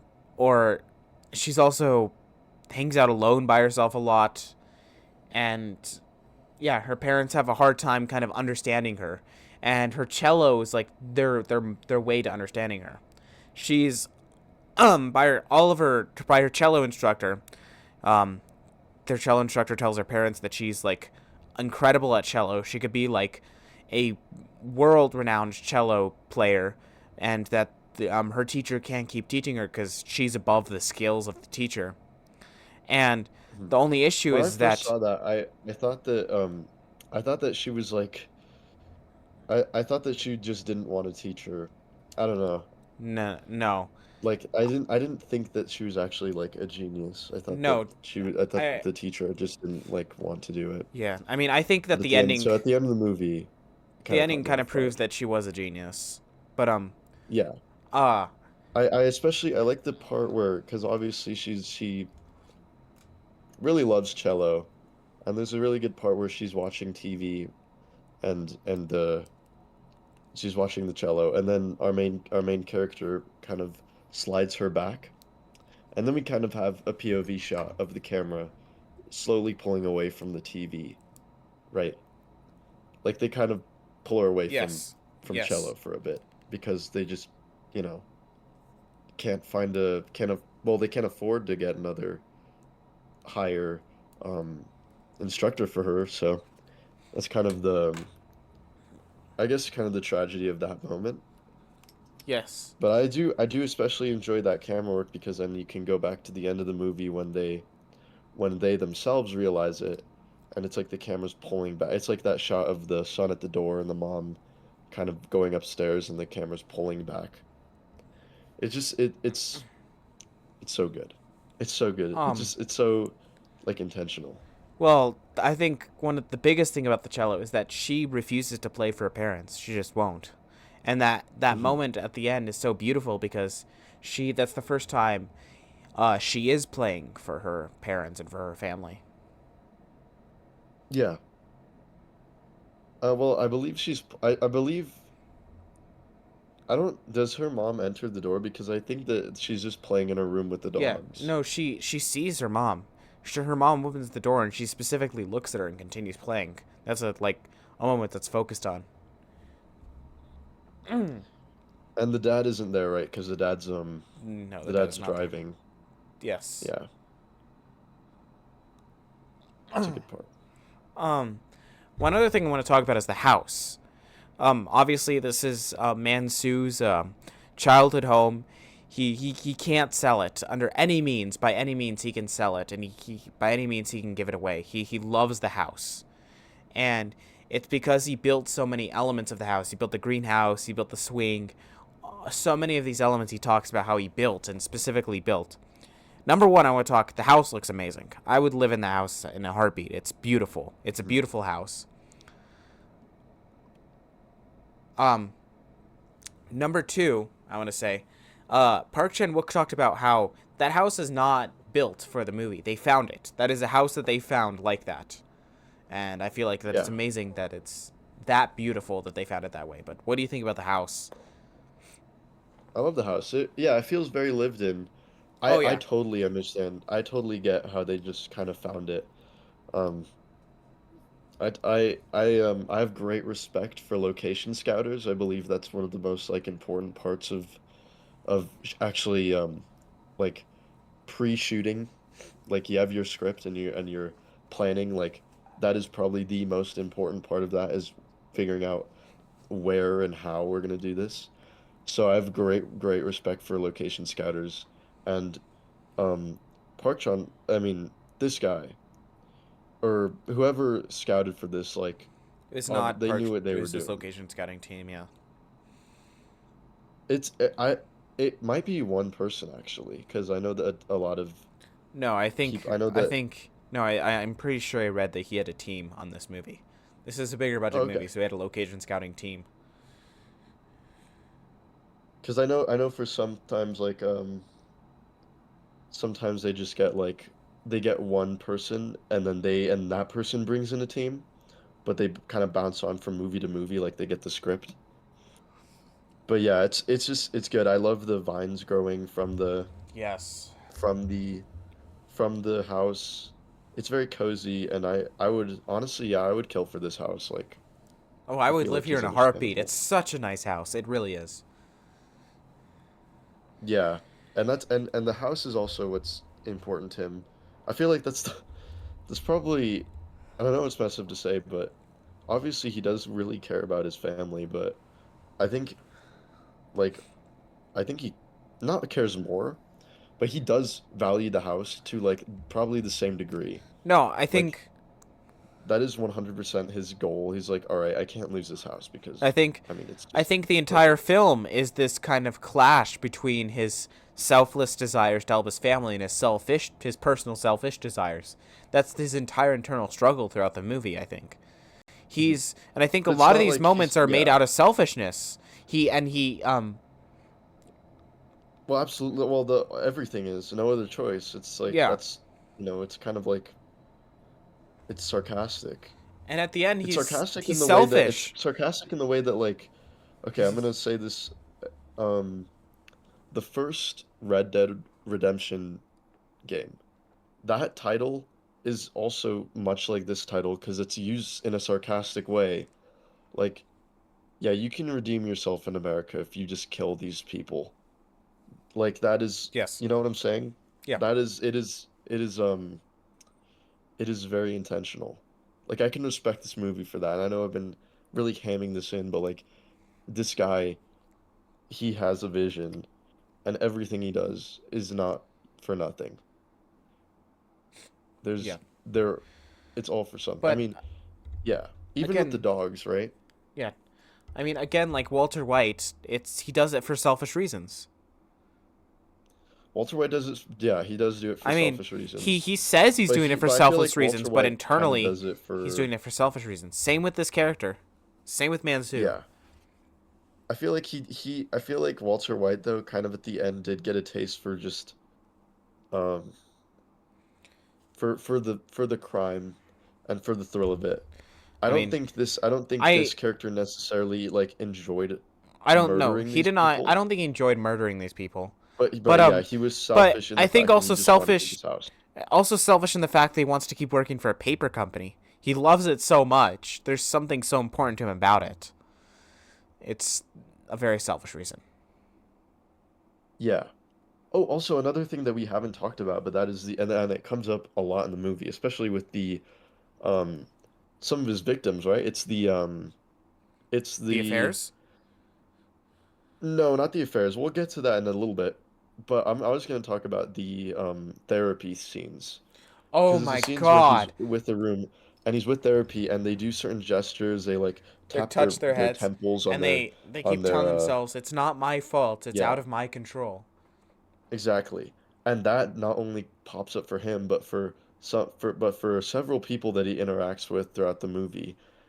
And I imagine that for some of these people, they just kind of moved on, right? Found other places, not for a paper Well, company, outside but he was one of his job interviews, we see another man tapping his head very it's yeah, like it's aggressively. It's like this mhm, almost he's almost a psychotic. He's like anxiety induced. exactly. And it's really good. I really love the There's I just love the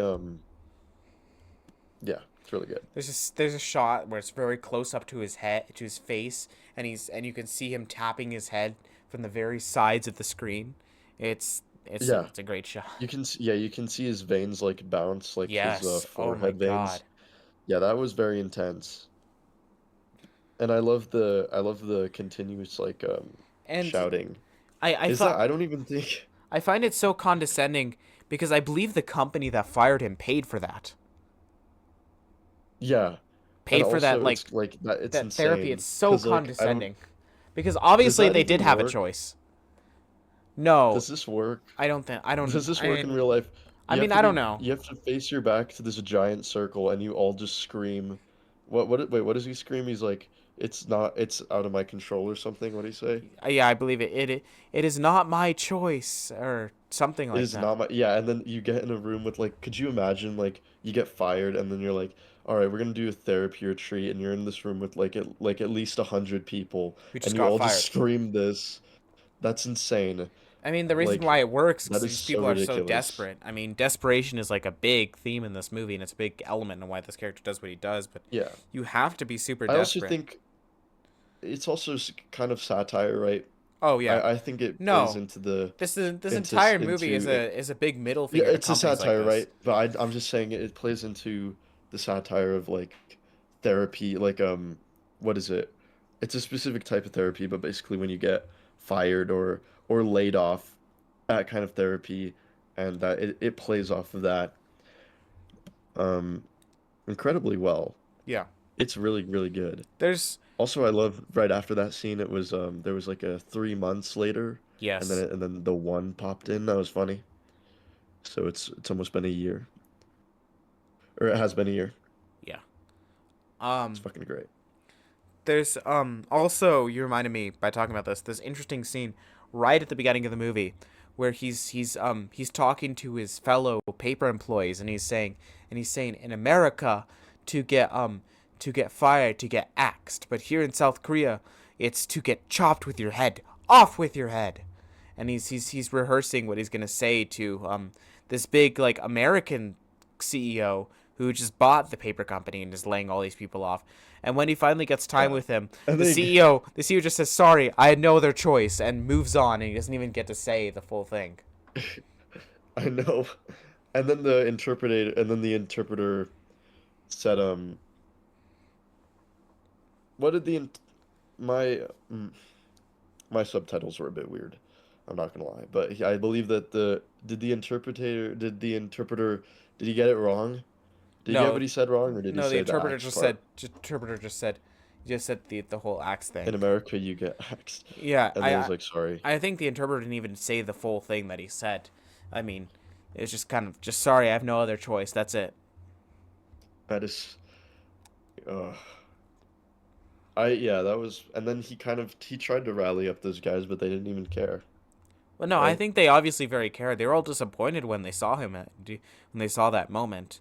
But again, he didn't have any real But he chance. didn't have the, yeah, like he didn't have the, like they wouldn't do that, right? They Yeah, didn't. no. They let him He do was his the only own one thing. trying to stand up to them.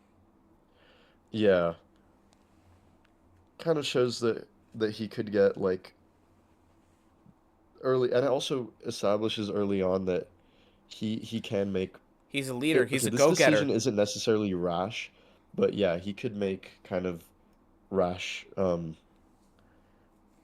very He's very determined. what's what is the word? What is the word? It's like what I'm trying to describe, it's like when it impulsive, like Yeah. just do it, right? I mean, the Very whole good. the whole choice of killing people was made on an impulse. It was made on a whim, Hmm. which is like it's this whole choice to get his family back into like out of financial struggle was this like impulse made on a whim is such a concerning idea. Hmm. It is. It. Yeah. I Uh, would love to talk about the affairs and the dances, yeah. Yeah. which kind of like mesh together. But the first Let's victim do that he that. kills, this drunken guy, his this drunken guy's wife is having an affair with another man. Um, and Yeah. we see this, and it's again, it's this long line of things throughout the movie where when we first see it, it's played out as a joke. When we see his wife having an affair with another man, but when this husband finds out, really, it's sad. It's really sad. Like again, we just talked about that moment when the American CEO kind of blows him off. It's brutal, but it's also kind of funny in the moment, and then it gets really Yeah. sad. It's these things that Park Chan-wook is these little moments throughout the entire film. They're funny in the moment, and then he's like, okay, that was really funny, right? Well, actually, here's the entire consequences, the entire real life consequences of what that would actually be like. Like again, that first murder, it's hilarious. There's that Korean pop song playing in the background, which is a banger. I don't know that song, but I'm adding it to my playlist. I'm gonna find it. That song is a banger. Um, It is absolutely hilarious. It is. and then That was one of my. That and was they're one of my fighting, favorite parts of the and the movie. wife comes in, and the gun, and they're all like fighting each other on the floor for the gun, and And that's what I'm then talking about, where the camera's like yeah, like kind of far away in focus. It just and then makes the audience realize how he ends up ridiculous getting this is. shot, and it's a very funny moment. It's a very Coen Brothers esque moment of these like idiotic loof like characters like stumbling through trying to kill someone, trying to commit this violent act, and then later in the movie, I mean obviously we see the results of that violent act when the detectives start investigating these murders, and this woman starts lying. The wife starts lying about it. But it becomes much more real later in the movie. All these things that seem funny at the beginning become much more real as things move on. Yeah. But again, I want to specifically talk about the cheating. He sees this wife cheating on this man that he's going to kill, and that makes him scared that his wife is going to cheat on him, even though personally I don't think that his wife is going to or even really wanted to at all. Yeah. But with the other hot dentist dude, but Yeah, he but was scared well, throughout the entire that movie. wasn't yeah, and then he went to the little ball or whatever that they The had dance late, of course, in an because he was awesome costume, by the way. That costume is so cool. what his John Smith, or what was Yes, it? yeah, it was John Smith because she was Pocahontas, his wife. Yeah, I thought that, yeah, that was a pretty good cost. I really liked it. That was another thing that was ugh, not never mind. But that was good. Yeah, I don't, the fact that he thinks that his wife is cheating on him though is like, I Or don't know. I don't know if he thinks, but he's scared. And then after the dance, he has Yeah. obviously that very violent fight with his wife because he's drunk and she calls him a dog when he's drunk. He's very violent, he's very mean, and it's just he's aggressive and Hmm. he's terrible. He's downright evil in that moment. He really is. Yeah. Yeah, that's kind It's of his Heisenberg. No, I'm just kidding. I mean, it's weird because like at the beginning of this movie, he's such a soft, sweet man who you wouldn't expect this kind of behavior from. But this violence, it's poisoning him. It's poisoning his mind. It's poisoning his soul. It's bittering him, and that's really interesting. But yeah, Absolutely is. Yeah, I love this movie. I really love the soundtrack too. oh yeah. I I know mean, the Korean pop song is great. there's a lot of Korean music in this, and it's all a bop. I want to get into more Korean music after seeing this movie. It's all so good. It's just a bop, man. yeah, and it's so incredible, and I just really I was truly fully immersed in this, Yeah, this story that was it's really unfolding. It immersive. was It's this kind of film you wouldn't dare look away from. hmm no, like I said, I was because like I start movies and then I do something else or like have to do something, but for this one I just stayed put, and Yeah. No. I was like, all Yeah. right, Yeah. what's gonna happen You next? have no real reason, but just like kind of bow down to it. It's so great.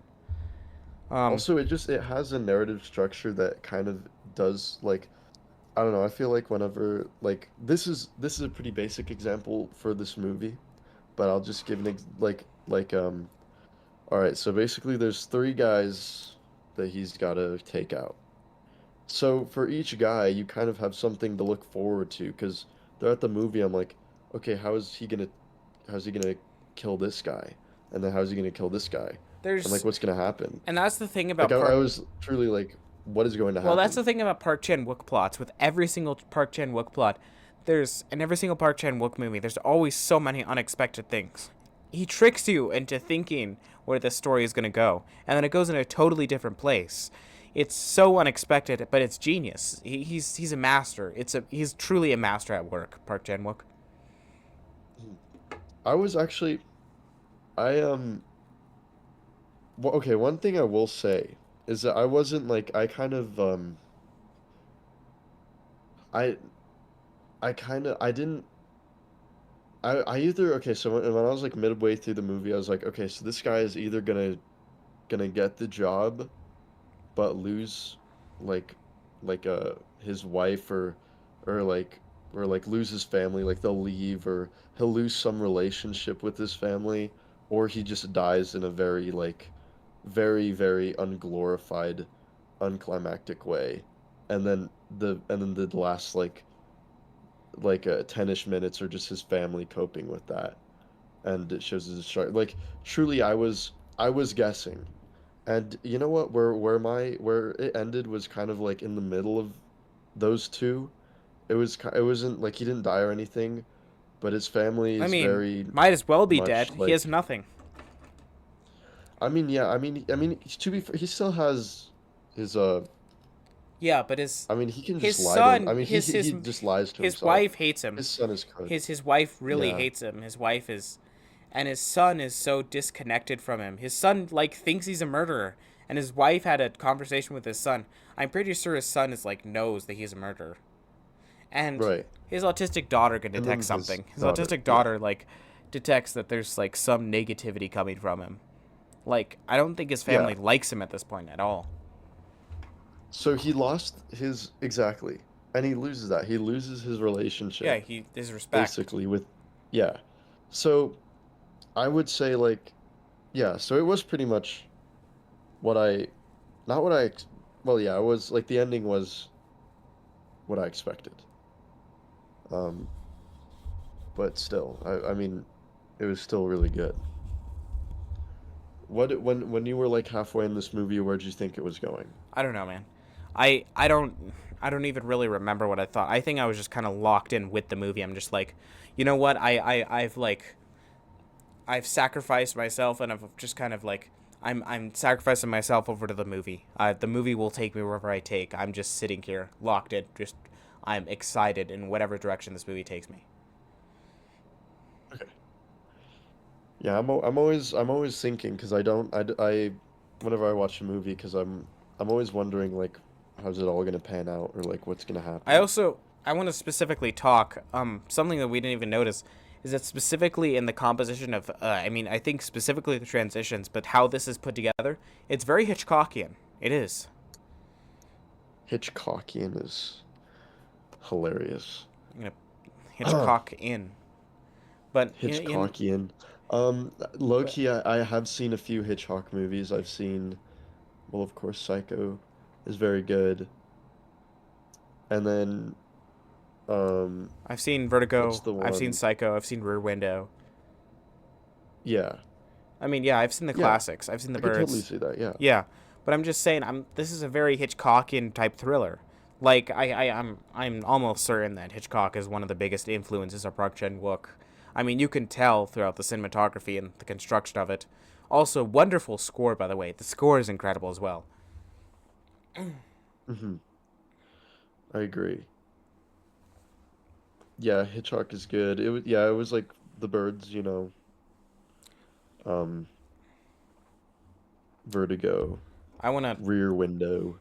I wanna talk about the son for the moment because his son goes on a fall for darkness as well. But his son is able to kind of escape that. Well, I don't know. Maybe at the end they kind of allude to maybe, but his son is taking this fall into darkness as well. There's this moment where while he's killing his second victim, his son and his son's friend are stealing something from uh some kind of bank, I believe, is what it looked like. Yeah. And his son is also starting to smoke cigarettes and get into like Yeah. reselling stuff online. It looks like his He's son he's is falling into like a very not not good place. well. It's also because again he Um, doesn't have this kind of like father. Okay, this is gonna sound weird, but I know, no, especially now, I there's know a lot what of you me. mean. But he doesn't have this like this He good doesn't have father the figure, this good father parental figure. figure Yeah. to kind of like look up to. I mean, his mother is also kind of like in pieces at this moment because she's falling apart because she thinks that he might be cheating on someone, or she knows that he's falling apart and he's becoming much more cruel and toxic as a person, and she's falling apart because of that. I mean, very valid in so because like how could you not fall apart in that situation? But his son is like slipping away from both of the parents. And Mhm. yeah, I don't know. There's also a moment later in the Yeah, film there's where he lets his son smoke cigarettes. yes. Oh yeah. Oh yeah. So he's literally so I think honestly, I think his son is just cooked. Just because if like just because of that moment. Like he might think that it's okay just because his father says it's okay. And even though he doesn't respect his father anymore, it's still his father. Do you know what I'm saying? Yeah. Like it's And still his I think dad. that's fun that like he tells his son that he can smoke cigarettes, and that moment leads to his son smoking on the roof, which allows his son to see him try attempting to cut up that body later in the film. He's again, it's this moment of him, his own choices leading to his own downfall. Hmm. Yeah, it's perfect. I feel yeah. I have no other choice but to let my son smoke cigarettes. Yes. Yeah, it's really good. His son is low-key cooked. I'm not gonna lie. I think I think it just adds to the tragedy. I imagine his son in the future um of this movie probably getting in a lot of trouble and most likely falling in with the wrong people. I mean, he already did that, but but like even worse. Do you do you have any other And thoughts about this movie? all because of his dad. Honestly, that's it. I think I've said everything. It's really, really I good. really need to see it again. I think I have just about as everything I have to say right now. But once I see it again, I think I'm gonna have like a billion more thoughts. It's a very complicated movie, and I think it demands multiple viewings, and I think you're gonna get more out of it watching it multiple times. Hmm. Absolutely. Um, Yeah. uh, you're unemployed, right, Luke? I am unemployed, happily. Oh, maybe you should seek employment. I mean, find a way to eliminate your competition. Possibly. I thought about it. This movie gave me inspiration. You're gonna. I feel like this movie, people should idolize him Yeah, I think like people should because he's a idolize great this guy. character. I feel like more people should start eliminating their competition. Yes. All right. Okay. Here All we right. go. Are we done? Yeah. No other We choice. going with 9 out of 10 Yeah, I'm going to 10 out of 10 for me, even after the 10 discussion. out of 10 for Eric. All right. Absolutely. Cool. Okay. All right. All right. So Okay, next movie we're gonna be here's the real meat and bones. um next movie we're gonna be doing is my recommendation. So I will introduce it for y'all. So we are doing Woody Allen's 1971 film Bananas. The uh the plot is when a bumbling New Yorker is dumped by his activist girlfriend, he travels to a tiny Latin American nation and becomes involved in its latest rebellion. All right, Bananas. Um, you said Bananas. you were talking about before this recording, and just after recording No Other Choice, how excited you were to talk about Bananas. So I'll let you start out. Yes, I'm.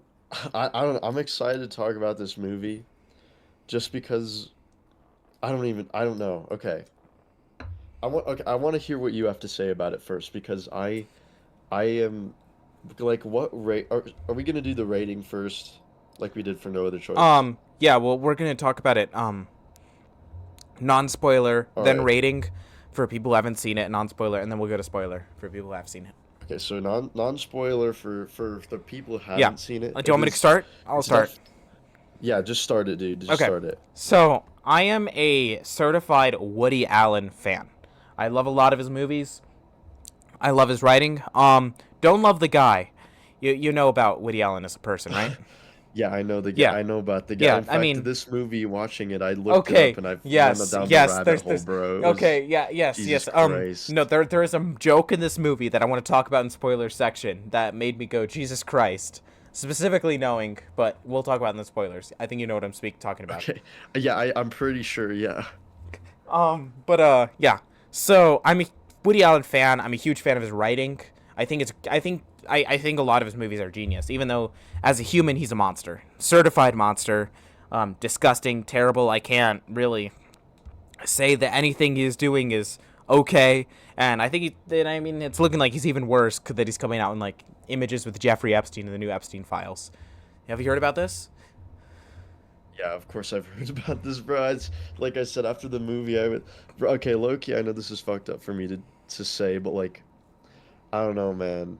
I'm not. I hate saying this just about anybody because it's kind of a mean thing to say, but like, dude, he has the fucking look, bro. I mean, come on, dude. Okay. Well, He looks like a fucking creep, and his mannerisms, bro. I I don't know, man. I disagree with that, but I mean, Are you despite any serious? Are you despite fucking with any me of right that, he's a now? monster. He's a Don't fuck monster. with me right now, dude. He. But I was like getting I uncomfortable, low believe key.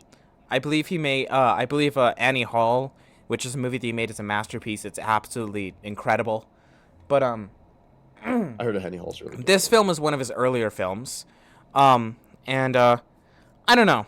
I have mixed feelings about it. I don't think it's anything like incredible, but I don't think it's like bad at all either. It's very silly. It's very its own thing.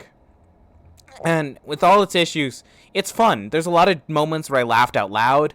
There's a lot of fun jokes. It has this very goofy, silly tone to it. It's very light on its feet. It's interesting. It has some political things that it's saying politically, which is why I chose it.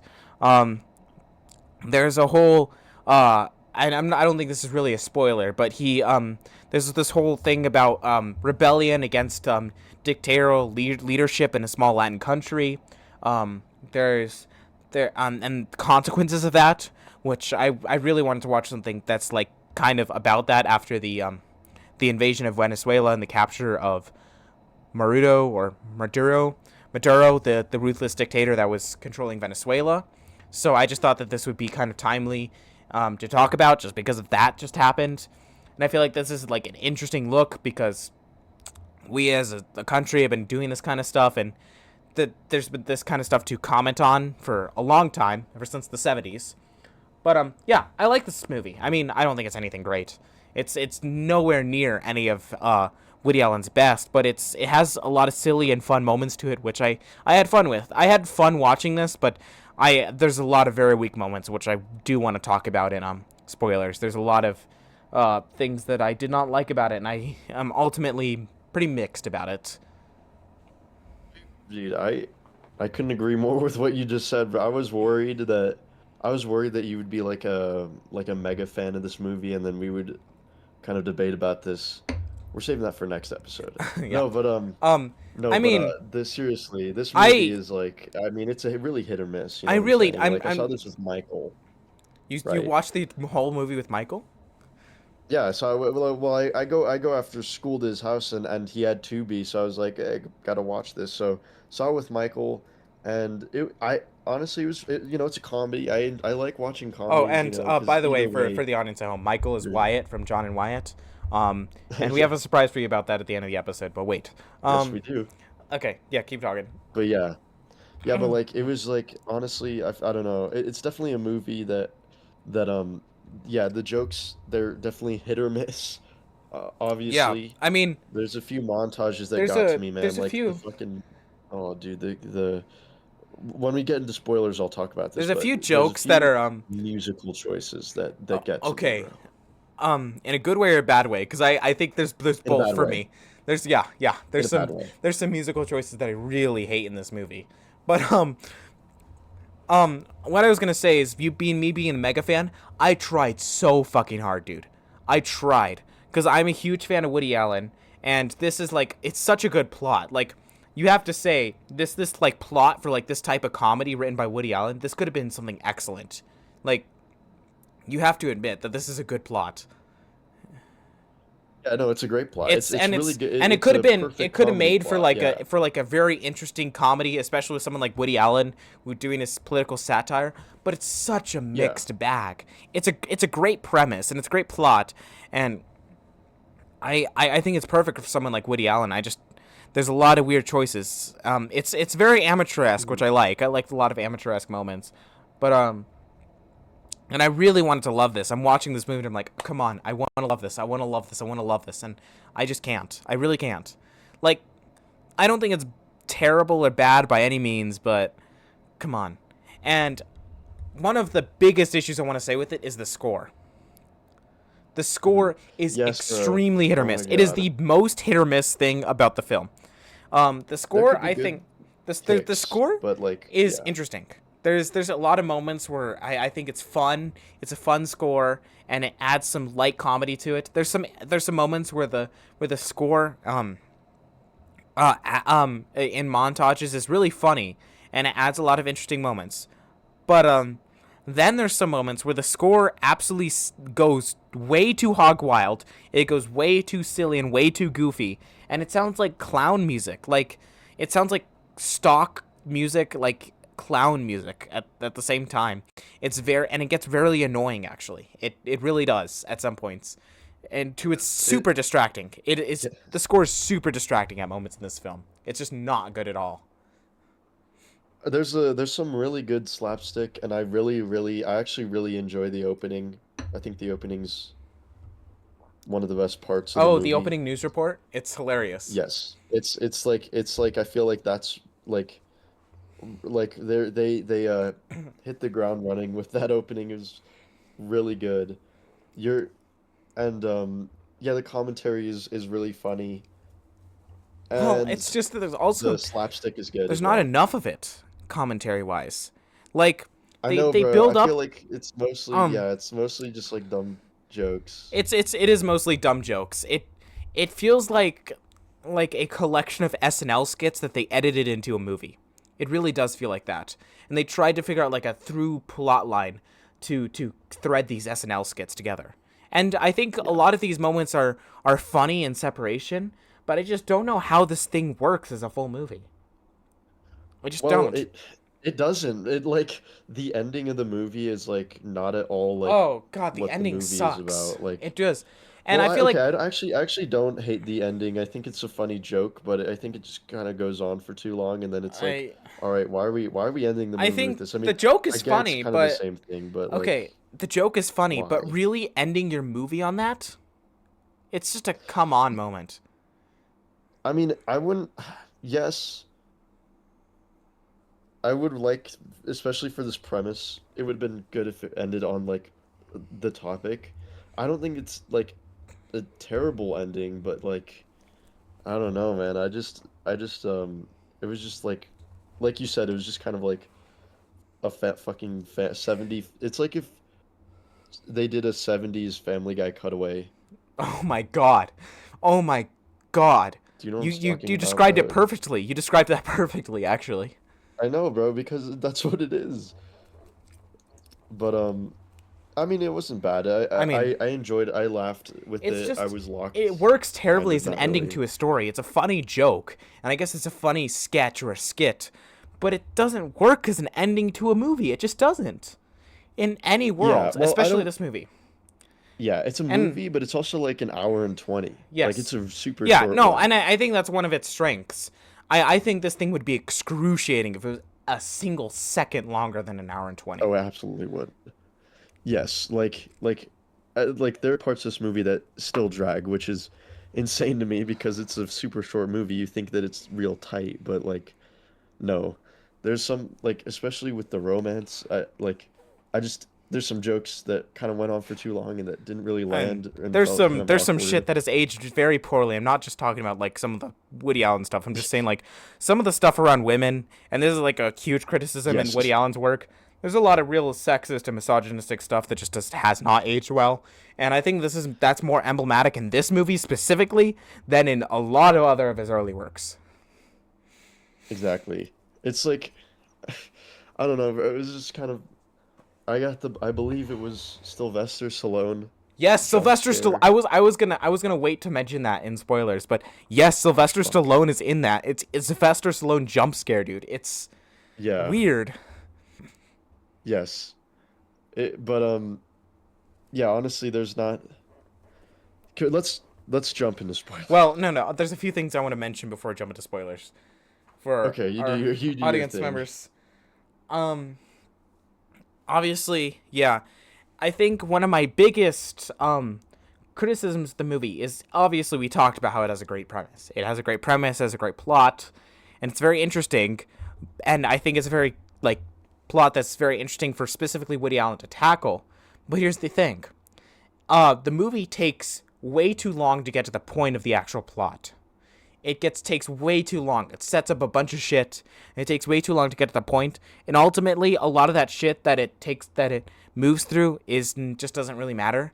Like Woody Allen is a very character focused comedian, but this is not a very character focused movie. This is a joke focused movie, and this is a premise focused movie on the jokes. It's a punchline focused Yeah. movie. Everything here is supposed to be done to focus on the jokes, right? And so it's Mhm. okay in these types of movies if we forget about character for a bit because we're focusing on humor and we're focusing on jokes. Like that's okay. But when you have a first like 30 to 45 minutes of your movie that is very much focusing on character and then that character ends up not really meaning much. Like I guess it adds a little bit to some of the later parts of the film and I guess it's interesting to follow this guy even though honestly, I mean, he's a Woody Allen protagonist. Sometimes they're not very interesting to follow. Sometimes they're kind of assholes. This kind of guy is an idiot, which, Yeah. I think could have been played on a He's little bit aloof. more. No, I think he's yeah, more than it aloof, could have. but No, he's a doofus. he's much Is he more. He's like aloof. I No, think he's he's just like a straight up idiot. I think this character is. But what I'm well, saying, and yeah. yeah, I think he's selfish. He's kind of excruciating. He's not a great protagonist at all. He's not someone that I really want to root for. But anyway, it's not what I'm saying here. But yes, what I'm saying is when you focus on character for the first part of the film, for a good chunk of the film, like the first third, and then it doesn't really inform much when most of the rest of the movie is based on jokes. That middle section of the movie is made up of mostly montages, and they're funny montages. Some of them are. We'll get to it. Yeah, But actually, yeah, the montages are funny. but um but They the go on for too long. but the But thing is like, about it is that his character doesn't add much. Like all we really need to know is that he's like kind of an idiot, and he doesn't really, he's aloof, he's a doofus, and he's kind of an idiot. So that's really all we need to know about this character. And so when we focus on a lot of this stuff, it kind of feels useless and it wastes a lot of time in the movie. That's one of my biggest issues about the structure of this movie. Second is it's trying to make a lot of political messages, and then towards the end, it loses it. It totally like just randomly, it just decides to abandon all of its political satire and it moves on and just does more goofy Woody Allen comedy, which is fun, but the Yes. movie feels confused that way. Because it does a lot of goofy Woody Allen comedy bits at the beginning, which could have totally been cut out, but I think they're fun enough to keep in. And they don't really add much to the full like plot of the movie, but they're fun and they're funny. But this thing tries to do both, tries to do political satire and the funny stuff, but it can't be aimless and funny and also try to do political satire because it abandons that and it doesn't fully explore what it's trying to say.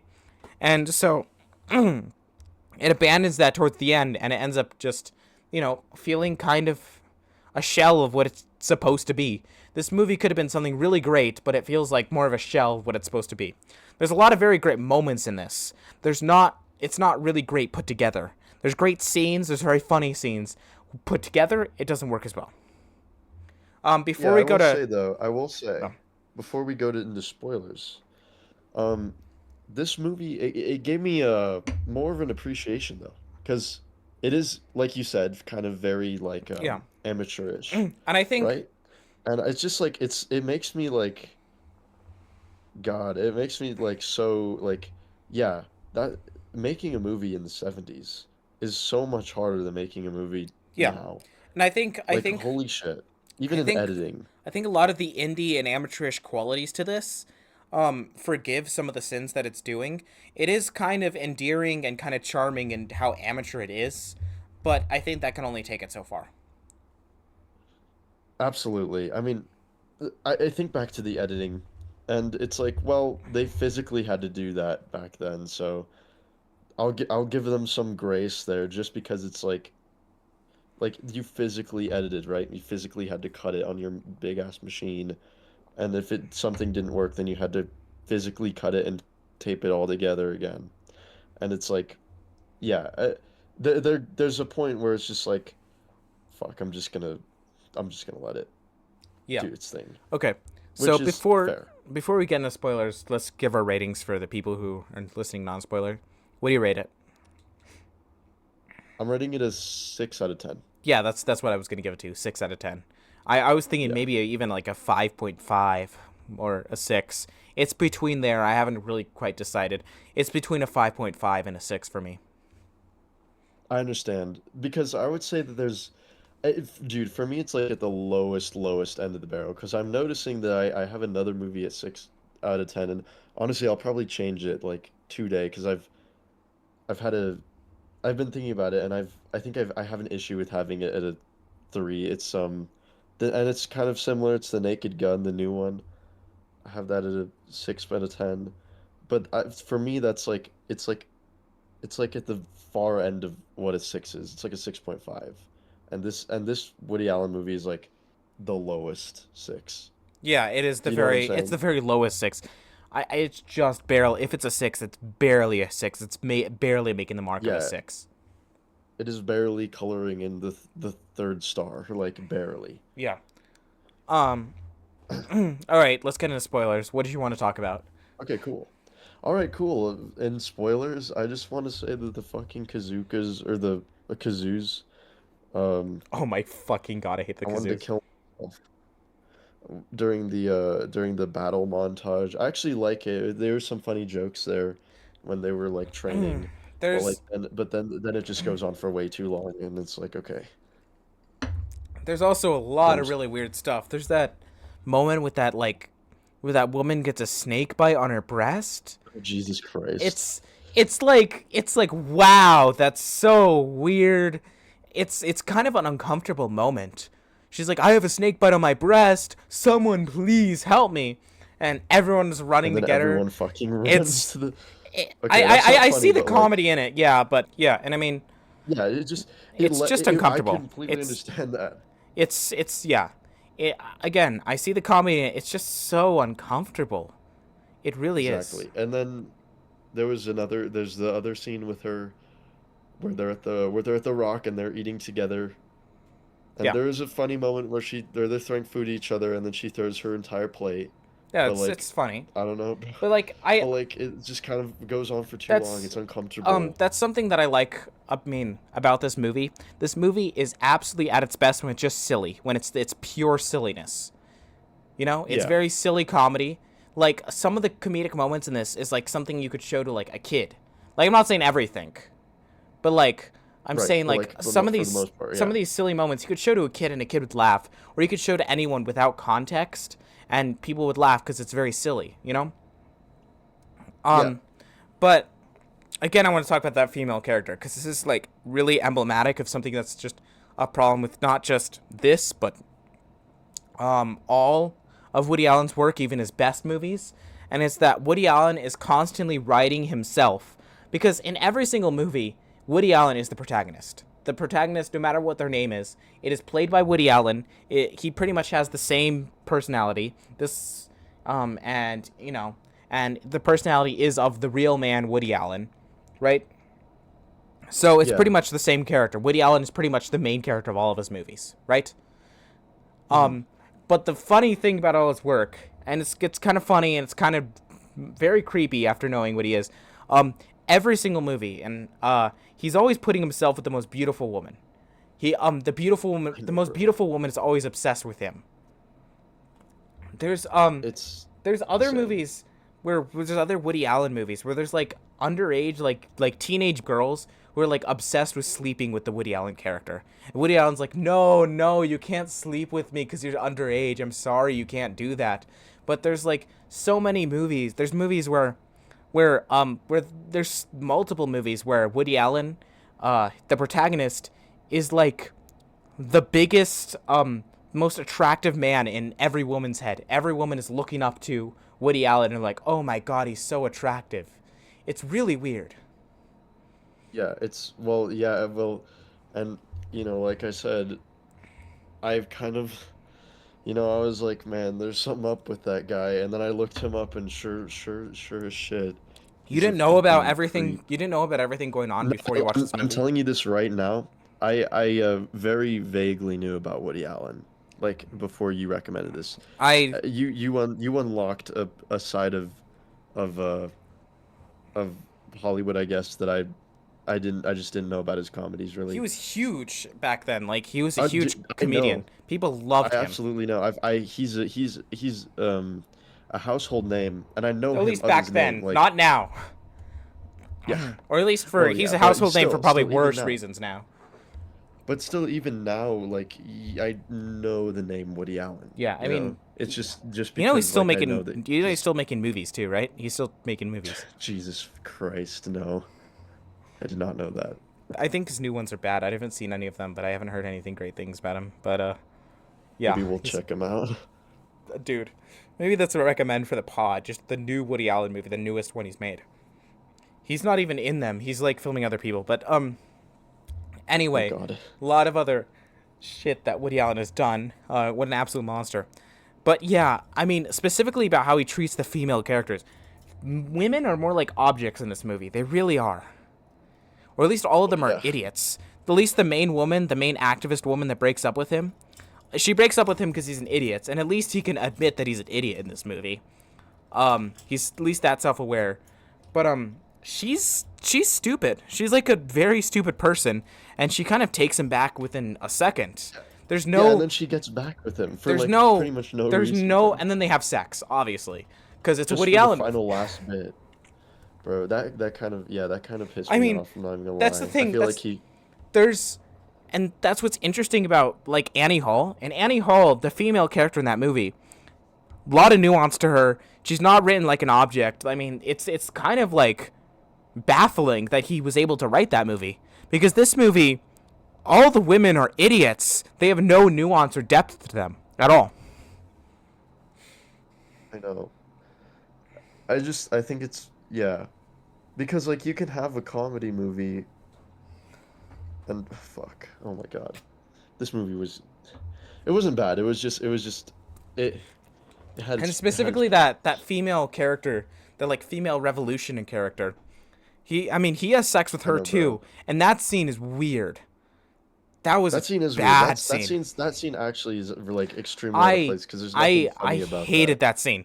They're playing music and there's music cues of them like taking off their clothes Yeah. and shit.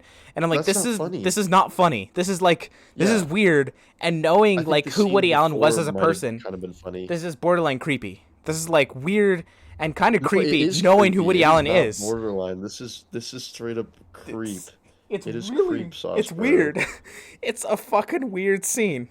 Oh, and I would love to say, Luke, I have not seen this movie before I recommended it on the pod. I just knew Oh, like before I recommended it. actually? I just knew I liked. Yeah, I had never seen this movie before. I just knew I liked Okay. Woody Allen, and I knew the general plot. And I'm like, that sounds interesting to talk about, especially now.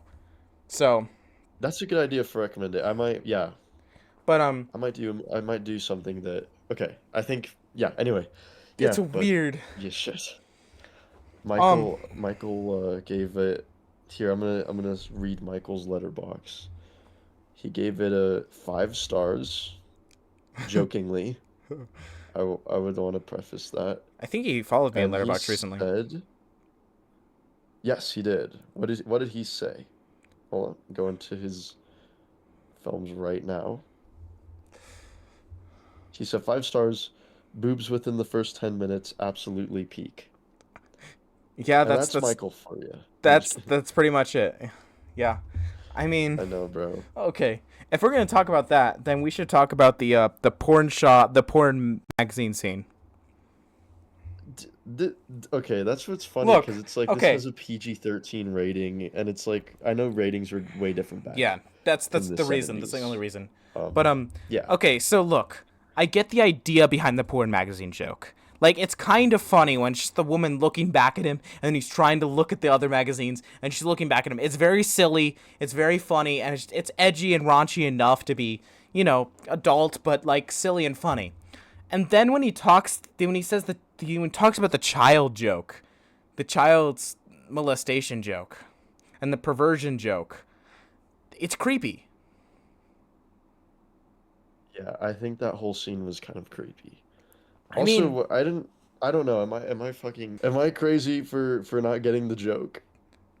okay, so like, no, I'm not, no, I don't get the joke either. But I'm talking about specifically the moment that I found funny was the moment where he's trying to grab the porn magazines and the woman's looking back and he's trying to hide and pretend like he's looking at something different.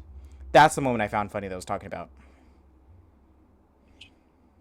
Okay, I guess that's kind of funny. I don't know. I just Yeah, that whole scene. I didn't mean, like there's that at there's all. like, I'm gonna be the first to admit that there's a weird like stench around that entire scene, and specifically the moment where he's at the cash register and he talks about like he makes the child perversion joke.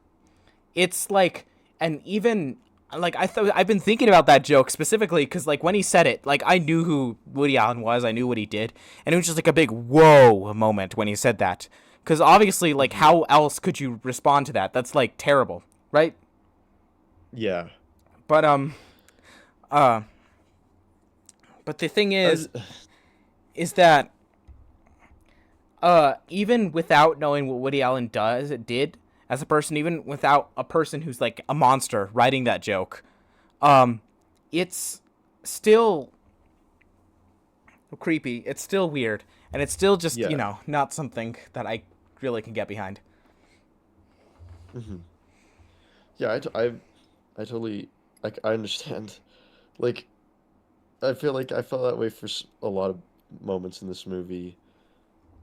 And it's What are some funny parts that you thought were funny? well, I just wanted to say like one thing about that.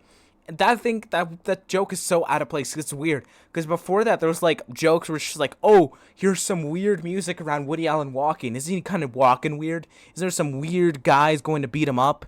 That's like the jokes before that. And then Hmm. there's that moment, which is just like kind of out of place. If you want to talk about the Yeah. moments that I found funny, um, I think it got funnier specifically when he went to the camps where he was like training to become a revolutionary. Um, Yeah. like all those moments where he's training to become a soldier. Like none of those jokes. Well, okay, we talked about a few, but a few of them are weird. But most of them are just silly. They're silly, stupid moments that play off the idea that this character is an idiot. Those are fun. I'm having a good time watching that. Even though some of the time the fucking kazoos, dude, I can't with it. Yeah. No, yeah, that was pretty bad. I will say though, and this kind of goes a little bit off topic, but I did really like watching him in New York. Just seeing all the like the 70s New York because I I don't know. think, It's something. It's and very hard to replicate I that can't, man. I now. can't. I mean, there's much more 70s New York movies. There's much more 70s New York very New York movies that Woody Allen has made himself. So, I Well, don't yeah, know. but this one felt more. This one felt more.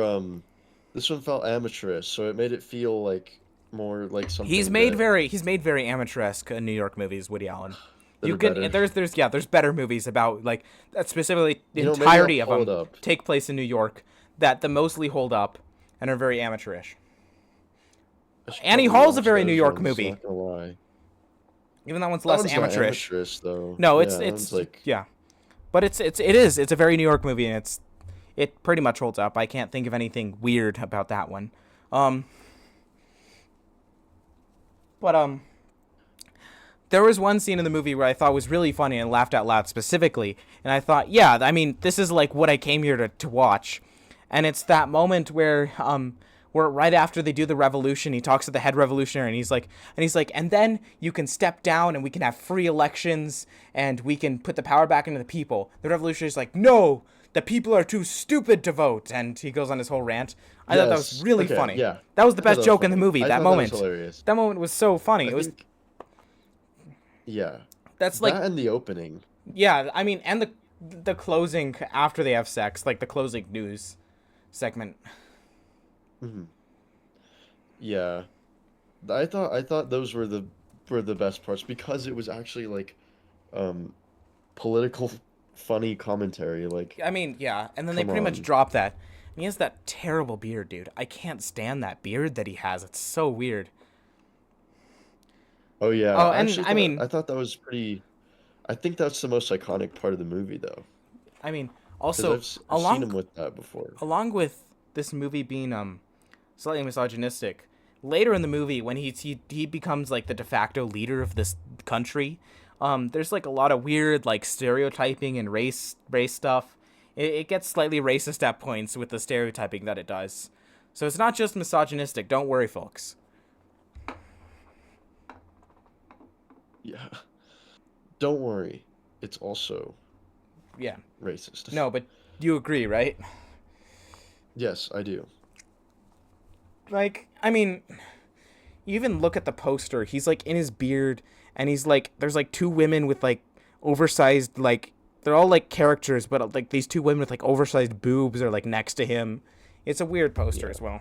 I don't think he's in his beard in the poster though. Um, I think he's yeah, I'm just looking in at the the poster suit now. with He's the not. grenades. He's just in his revolutionary suit. Yeah, Yeah, that I mean, yeah. It's I mean, Michael's Blutterbox review kind of really hits the nail on the head, doesn't it? it does. He gets it.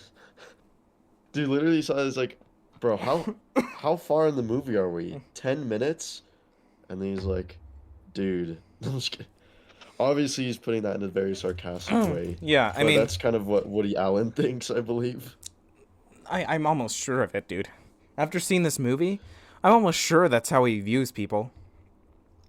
I think I it's know. weird they don't do anything like interesting because they after he does the political satire stuff, they sit in political satire for a bit and they sit there making political jokes and satirical jokes about these kind of revolutions and this shit has been happening for years,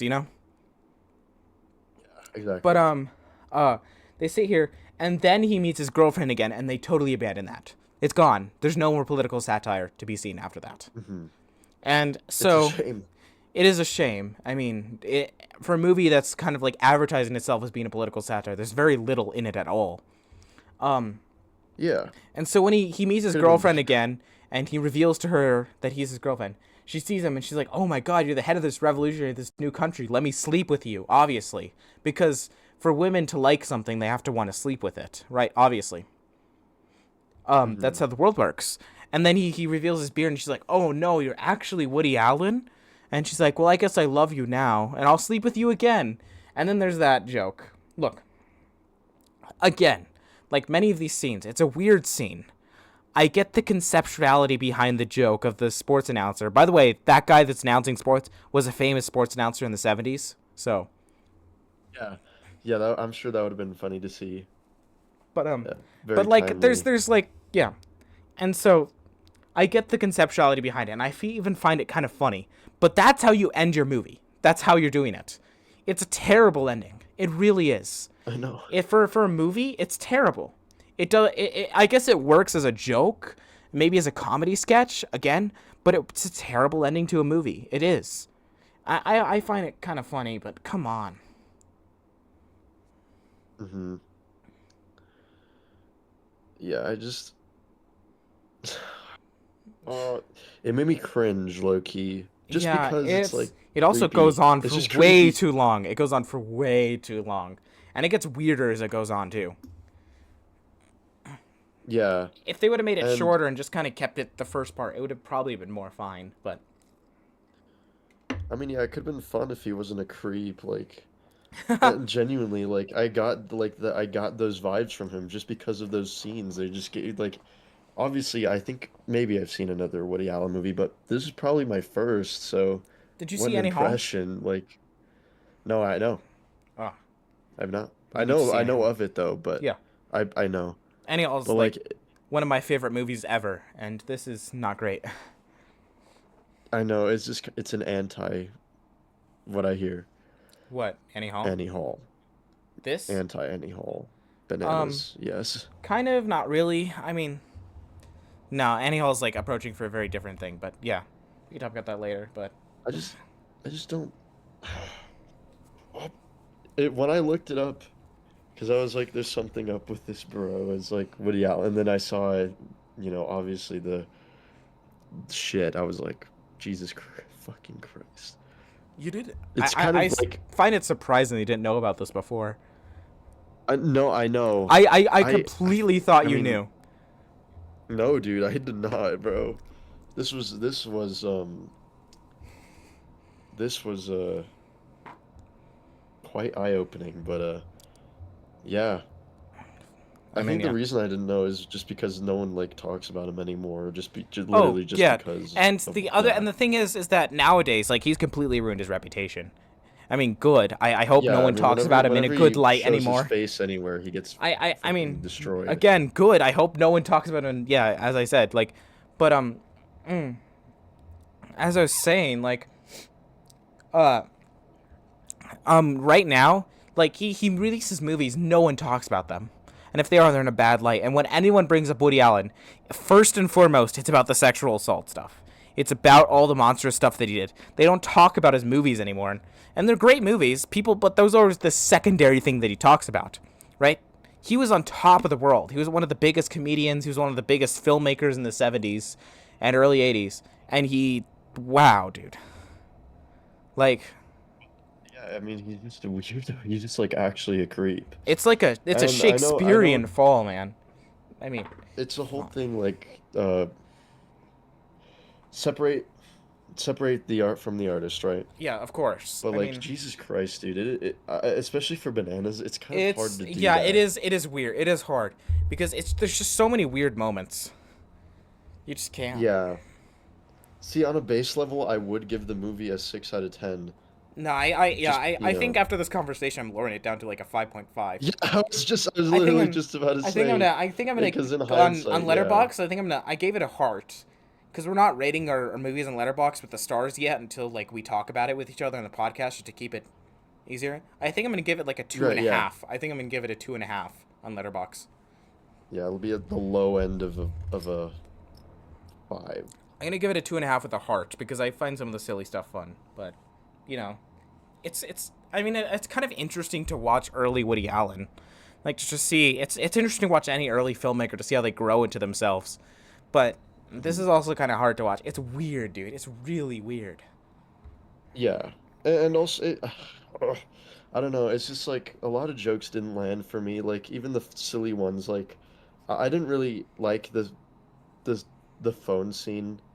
Like there was a joke where Yeah. he was on the phone, and I see why that would be funny, but and I do kind of like how they just never addressed it. But like I don't know, it was just like fine, you know. There's just like I don't like I feel like I'm with your boat, man. I did try to like enjoy this movie, but I don't think I would have laughed a single time if This, I wasn't like oh having commentary God, with Michael. You know what I'm saying? the thing is that what pisses me off so much about this movie specifically is that this is like could be a very me movie. It's made by Woody Allen, one of my favorite filmmakers. It's a complete like goofball comedy, and it's making political satire. These are like three things that I love in movies and in my art. But it's just not really doing any of that all too well. I mean, I guess the goofy comedy, the goofball silly stuff is the best that it does. And as I said, when this movie is just complete silliness, that's when it's at its best. Yeah. Yeah, I agree, man. Right? It's a I don't know. really I weird just movie. didn't like. Yeah, it was weird. Could be uncomfortable. I I think after this conversation and after looking it up, it's even more uncomfortable to watch this movie. I don't think I would ever like willingly visit this movie again. Yeah, I was about to ask you. I was about to ask you. Do you think you'd rewatch this? No. Also, it took them like way too long to say bananas. Yeah, I mean, I don't and like know. I get the idea that bananas like the country like exports bananas. That's their biggest export, and it's also like a double Yeah, entendre, like a double meaning title because like obviously bananas means crazy, and there's a lot of crazy kooky stuff that happens here. But come on, right. I think to make this movie better, they should have shortened the amount of time he's in New York, get him to that South American country quicker, really focus on the political satire, focus on the banana export stuff, like working the jokes about that and working that into the plot somehow. I mean, you can figure it Yeah. out. And then just make it more goofy, make more crazy shit happen. So it really does go bananas as a movie, but I think whenever they overthrow the government was kind of funny. Like it was. And I wish we had more The of that. Jewish. We had more of that, but it's not. I I liked the like the the. scene where he's Did ordering you at the like the restaurant, Jewish joke? The order. Oh where yeah. he Okay. orders like 1,000 meal, like, and I actually didn't really like that. That was hilarious to see all of the meals that was pretty funny. and then they didn't pay. Yeah, that was funny. That I like that. And it was refreshing because it was after the end of that like And it's like just that pure montage that went silliness. on for too That's long. just pure silly Yeah. goofiness. There's nothing wrong with that at all. Yeah, and they were like, "Oh wait, hold on. This guy wants this one guy wants it with this type of bread." So they had like the one out of like hundreds of meals. I thought that was funny. Woody Allen trying hard not to write a weird sexual joke or objectify women every 10 Dude, it's seconds. impossible. I'm being Impossible challenge. serious. I think it's like he like I heard Ann Hall's really good. Did he like Anyhow, have to lock in I don't know, man. Annie Hall? Like the weird thing is that like this movie, you'd guess that this guy has a really weird view of women, and he does. He 100% does. But from Annie Hall, like the main female character in that movie and all the female characters in that movie are written like, I don't know, like well, like they're written like real humans. Like they're Annie Hall is one of the best like female characters put to screen. Like it's incredible, and that movie has just such a mature tone and such a mature approach to like to dating and relationships and connections. It's great in everything that it's doing, and you'll see like there's a clear divide between this and Annie Hall. Yeah. It's Yeah, so and they came out 6 years apart, yeah. which I is mean, interesting as well. I don't know. Um, I yeah, man. I don't know, bro. It's a good-ish You time. might not. Like I said, I think if I watched it alone, I would have gone crazy. I might. Uh. I watched this while my dad was falling asleep on the couch, so I kind of watched some of this alone. It's a weird experience, dude. Yeah, I don't think I would ever return. No, I So don't. I don't know if it'll be I'd ever. getting I might. I don't know. It's a weird movie, but yeah, it'll be getting like a 5. yeah. What I will say, as I don't know. Yeah, I don't know, man. It's like a 5.5 for me. It's weird. Ugh. No, I know what you mean. I know because you like the vibe, but it's This could have just been the all the other something shit. much more special. Yeah, I don't it know. could have been. And the runtime is the best part of the movie, like genuinely. Like, that's yeah, I that's would have. not.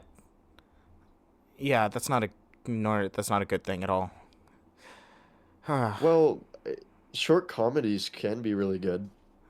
Yeah, Um, but when you're saying the runtime is the best part of a movie and the runtime is short, like that, I don't think that that's necessarily like a great thing. no, it's a great thing for anyone who needs to watch it because it'll go fast. You know what I I'm saying? I don't Really know, short. man. I This is a surreal movie to watch. It's bizarre to watch. It's sometimes baffling. Yeah, I don't know. I've said pretty much everything that's about to be said about this. It's a, like a Yeah, I did it's a too. it's a 5.5 out of 10 for me. All right, yeah. All right. I'll do five Okay. after this. Okay. All right. Do you wanna? Can I announce our next episode? Yes. But talk about Dude, before you announce the okay, recommendation. yeah. Talk about like what we're doing the next episode because we have special plans for the next episode, and talk about who our guest is. Okay, cool. All right. Okay, so next episode is a is gonna be a beefy episode. It's gonna be a pretty long episode. So I would say it's probably gonna be our most, yeah, whatever, the biggest one. We are going to be firstly talking about the Oscar nominations, Well, because they'll yeah, I probably come believe out they're gonna later come this out week, this right? week. I may be wrong. Yeah. I don't know. It doesn't matter. Um, So much like this episode with the Golden Globes, we'll go over the nominations, yeah. and then we are going to hop straight into our first movie, which is 28 years later, The Eric. Bone Temple, the new 28 Yes. years later film. I've already seen it. It's great. I really enjoyed Yes, I it. have not seen I, it I, yet. I have I'm I gonna really do watch want it to talk with about it. There's a lot of um great shit in it yeah. that's great. Okay, I think you're gonna love it too. good. Okay, that's good. I was a little bit worried there. No, no, I'm no, gonna no, be no. quite Do honest. not I be was worried at worried that it all. wouldn't be I good. was worried too. All right, There's good. no reason you need to be worried at all. Okay. All right. That's good. I'm glad that I don't need to be worried. You gave it an 8 out of 10. That's what I gave the I last honestly, I'm thinking about getting an 28 8.5 out of 10. years later. Oh man. Okay. All right, cool. I'm hyped then. And and and for this next episode, I'm just gonna announce that we are going to have a special guest, and that special guest is going to be Michael, or as you may know him, John, from the John and Wyatt YouTube channel. Now, he's gonna hop on this podcast, and we are going to talk about this 28 years later, the Bone Temple. And Eric, do you want me to say what my secret Well, let's talk about the other recommendation movie that we're or going to talk my about as well. recommendation? Okay, okay, all right, sounds good. Okay, okay, we're gonna do three movies next week. So it's gonna be okay. So just for a little bit of context, Eric fucking loves this movie. It is like one of his favorites. It's not. Yes, I can say that for It's sure. like he yeah, for sure, it's one of his favorite things by this director. It's one of his favorite movies in general. 5 stars. You get the deal. And then there's Michael, or I guess they'll say there's me, who it wasn't really my thing. I'm very like straight in the barrel. I'm like very middleman about this movie. It just wasn't my thing, but I can see the quality. And then there's Michael, who like fucking hates this movie like with a burning passion. And we're all gonna rewatch this movie, and we're all gonna take notes, and we're all gonna discuss it. And Luke, will act Oh, as did you the take kind notes of on Bananas? referee. I did take notes on Banana, yeah. Good, good, I take notes on all the movie. I just have a little note on my phone, good, good, just kind good. of I check do over too. I do the too. I do little too. list. Yeah, but yes, and this very movie is none other than David Lynch's. It's part of his Hollywood trilogy, I believe. Is that correct, Eric? I'm not sure if it was like an official trilogy described by him. That's what some fans like describe it as. Oh, But that's what they again, just I say. wouldn't, Okay. I wouldn't, I wouldn't put it into a box. I would just say it's just one of Okay. his masterworks. Yeah, it's one of David Lynch's proclaimed masterpieces, Mulholland Drive, and we'll be Fucking talking about that incredible movie, on the man. podcast. And I'm honestly quite worried. I feel like this is gonna. I know that on our thing we have where we discuss and argue about movies, and I feel like we kind of, me and Eric, like sometimes we have different views on stuff, and like we topple over each other if we disagree on something, but it's been very, very mild. All right, like we've agreed with pretty much every movie I we've mean, we're also discussed only so two far. episodes in, so and we're also in We'll this have more episode. So disagreements in the it's future. about time. Oh, absolutely. But it's about time. It's about time. All right. So it's going to be very decisive and kind of insane. So I'm very much looking forward to it. I'm preparing Michael right now because Michael's not one to kind of discuss stuff on like Eric's caliber. Like even me, On I my kind of have caliber, trouble putting into words. Yeah, like you can see the thing about you is that you can discuss a movie with incredible detail and you can just you get an idea and you just explain it incredibly well, right? And even me, I can have my I ideas don't and my consider opinions myself about a film, that but I great can't. about movies, man. I Well, don't yeah, know. but I just can't. We just can't articulate as Yeah, I like mean, you can yeah, I articulate. mean So it's hard. so I'm preparing him right now to be as well articulated and give actual reasons on why he feels this strongly about this movie, and we're gonna do that by rewatching it and all this stuff. So very interesting. Um, Okay, now okay, this next one I don't know. then What's your recommendation? yeah, this next one nobody knows. Well, reveal it So to I me feel now, like, you know, that's live on we're air. gonna have a pretty heated discussion about Mulholland Drive. So we're gonna end with a movie that, well, Michael hasn't seen this movie, but I know he'll love it, and I know that I think you'll love it. And this is personally, I haven't revisited it in a while. I saw this as a kid, but I absolutely loved it. It's a classic. I am.